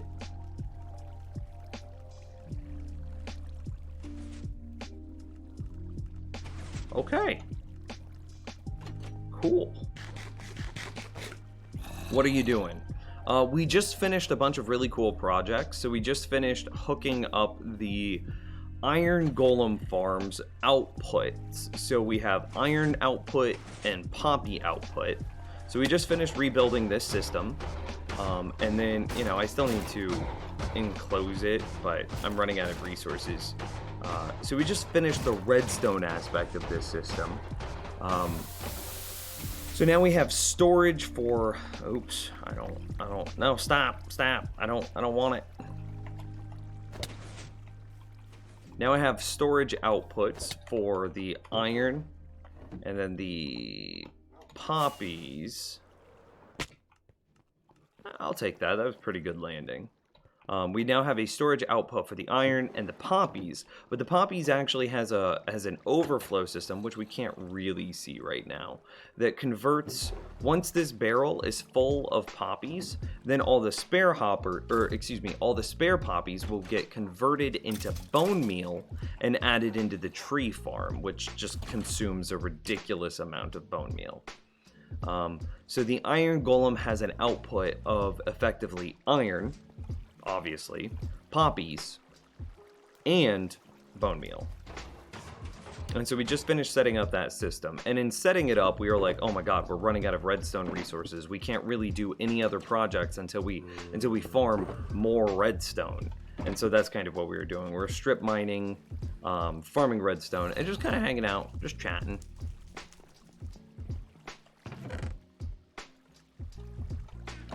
I think we're almost out of... Yep, we're out of those. So you think AFK fish farms are now gone, and how do you think they will now produce treasure again? Any ideas?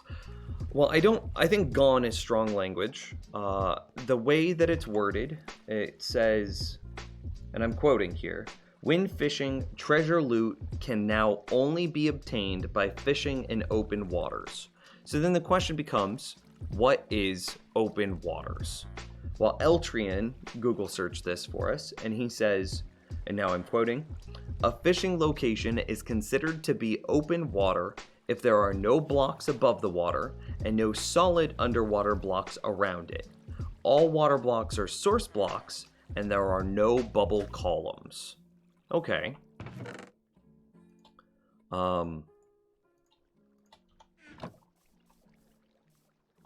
So depending on how you define around, that either means that we're going to have a 3x3x2 section of water or a 3x3x1 section of water.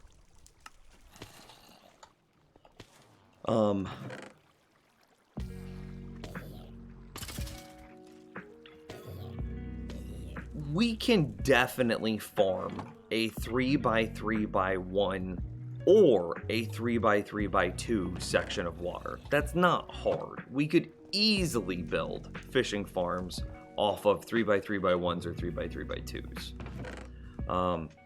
The question... So fishing farms are going to be fine. So first, it's only the treasure items that are going to be behind this restriction, which means that all of the junk items and all of the fish are still going to drop like normal, which means that these tiny fishing farms that we already use will still catch you all the junk and all the fish. It's only the treasure that we're losing out on. To get the treasure, like I said, you need a 3x3x1 or a 3x3x2, depending on how you interpret the language.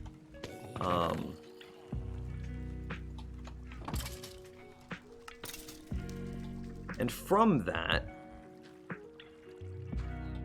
we know that it's not hard to farm a 3x3x1 or to farm a 3x3x2. It's just going to be bigger. So the question is it's not, are fishing farms dead? No way in hell. You can still fish all the fish and all the junk blocks with the existing fishing farms. To get the treasure items, you're going to have to build it a little bit bigger. So the question is not, are they dead? But it's, how much bigger? That's literally it. They are going to be bigger, for sure. I 100% concede. They are going to be bigger, but they're not dead.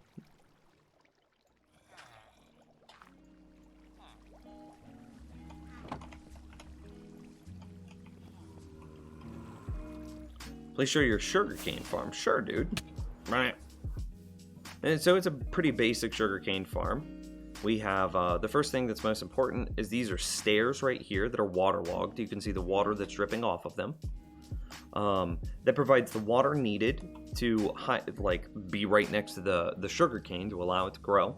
We then have sugarcane sitting on some dirt. Jack-o'-lanterns behind that. A row of pistons at the second height block, and then a row of observers at the third height block. The observer outputs into a solid block. We then quasi-connectivity power that solid block into the piston using a note block. And that's literally it. And then we have a hopper minecart that shifts left and right underneath it. That then goes into a hopper minecart drop-off station. So this powered rail will shut off if there are sugarcane inside of our hopper minecart. And then it drops it off inside this chest. And then once it's done dropping it off, the hopper minecart starts moving again. What are considered treasure items? I mean, that should be a fishing farm Minecraft. I know enchanted books are.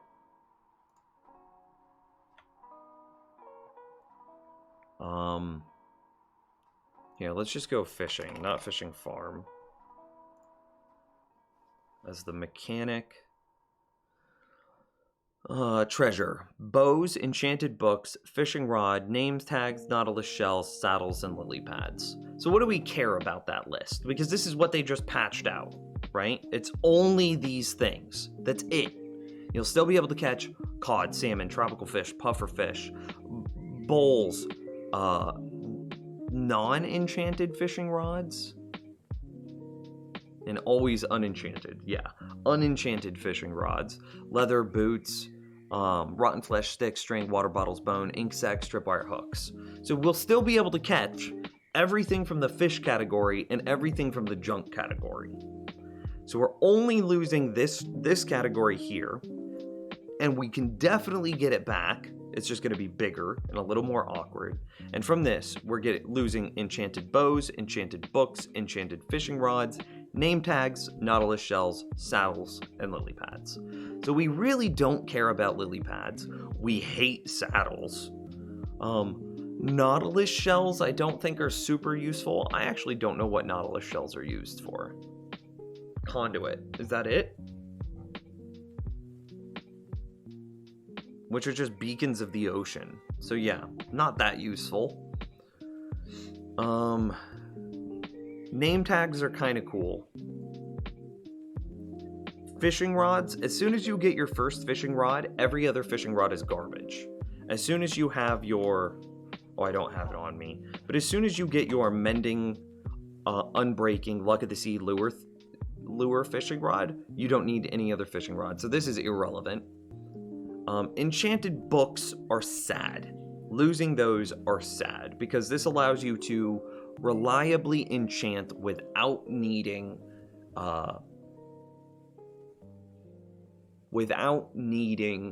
villager trades or enchanting tables. Notice in my world, I've never built an enchanting station. I just use my fishing enchanted books. Lastly, the bows are kind of nice because I personally like infinity bows because then I only have to carry one arrow on me, which preserves as much of my inventory space as possible. I don't have to bring along like 3 stacks. But to keep up my infinity, you can only repair this so many times. So like after my 5th repair, I just need to move on to a new infinity bow. Well, if I can no longer fish up infinity, like god tier bows, then I'm a little sad. So the things I'm sad about are super sad about enchanted books, a little sad about bows and name tags, and everything else I don't care about. So like, it's not even that big of a nerf.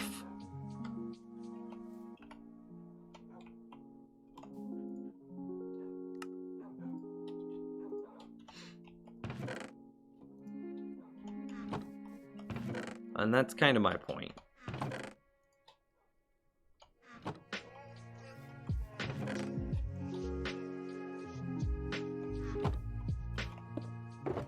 Lit. Cool. Well, I think I've got everything that I wanted to get for... Actually, we should start trying to preserve this coal. And we should rotate completely onto charcoal.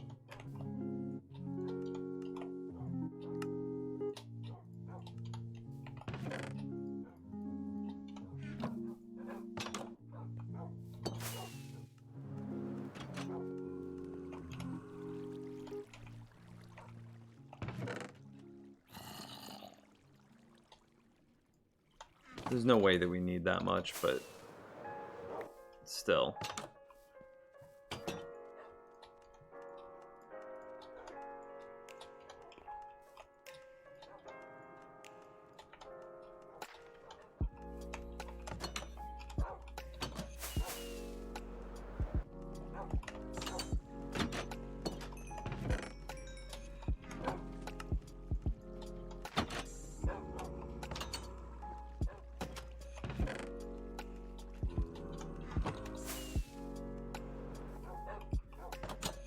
So the same as bamboo. Yeah, bamboo and sugarcane can pretty much be farmed exactly the same. Yep.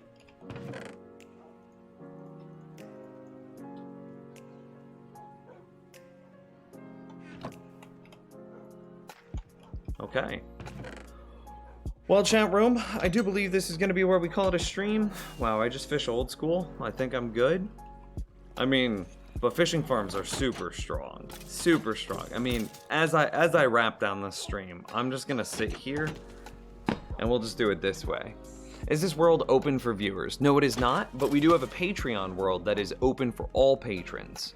Can you show me your armor enchants? Oh yeah. Protection 4 on Breaking 3 Mending, Aqua Affinity Respiration on the helmet, Elytra with Unbreaking 3 Mending, that's pretty obvious. Protection 4 on Breaking 3 Mending on the legs, and then Feather Falling, Protection 4 Mending, Unbreaking 3 on the boots, and then Unbreaking 3, Protection 4 Mending on the chest piece. So simply Protection 16, because I have it on 4 pieces of armor, right? Protection 16, Unbreaking on all of it, Mending on all of it, and then on my helmet, Aqua Affinity Respiration, boots, Feather Falling.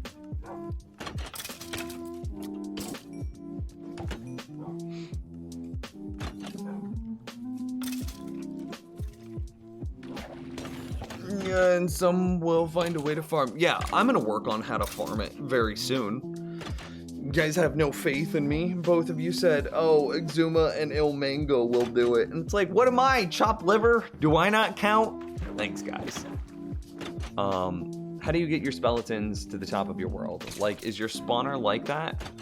And was it picked up No, it was just a truly random spawn. If you would like to play in this world, here is the seed, and you can come, click to copy to clipboard, boom.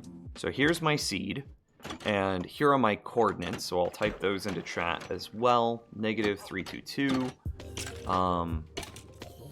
and then 65, 284. So there's my coordinates in the world, and just right over here is the skeleton spawner.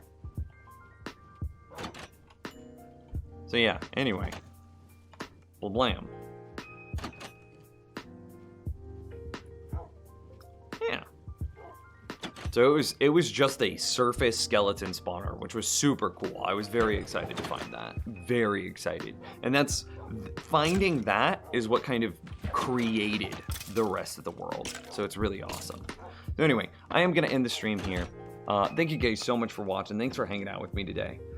We got a whole bunch of new follows, so now's a good time to say, if you haven't followed the stream already, I do this for a living, so I would appreciate a follow. It'd be great. You'd be great. And shout out to Carson for the, Carson for the follow, A-Scopes for the follow. I mean, there's a whole bunch. It would take me... No, we got so many, it's going off the screen. So just thanks everyone for the follows. And, Gliss TV with that raid earlier. I appreciate you guys. I'll be back, same time, same place, with more Minecraft, with more hardcore Minecraft tomorrow night. Thanks, guys.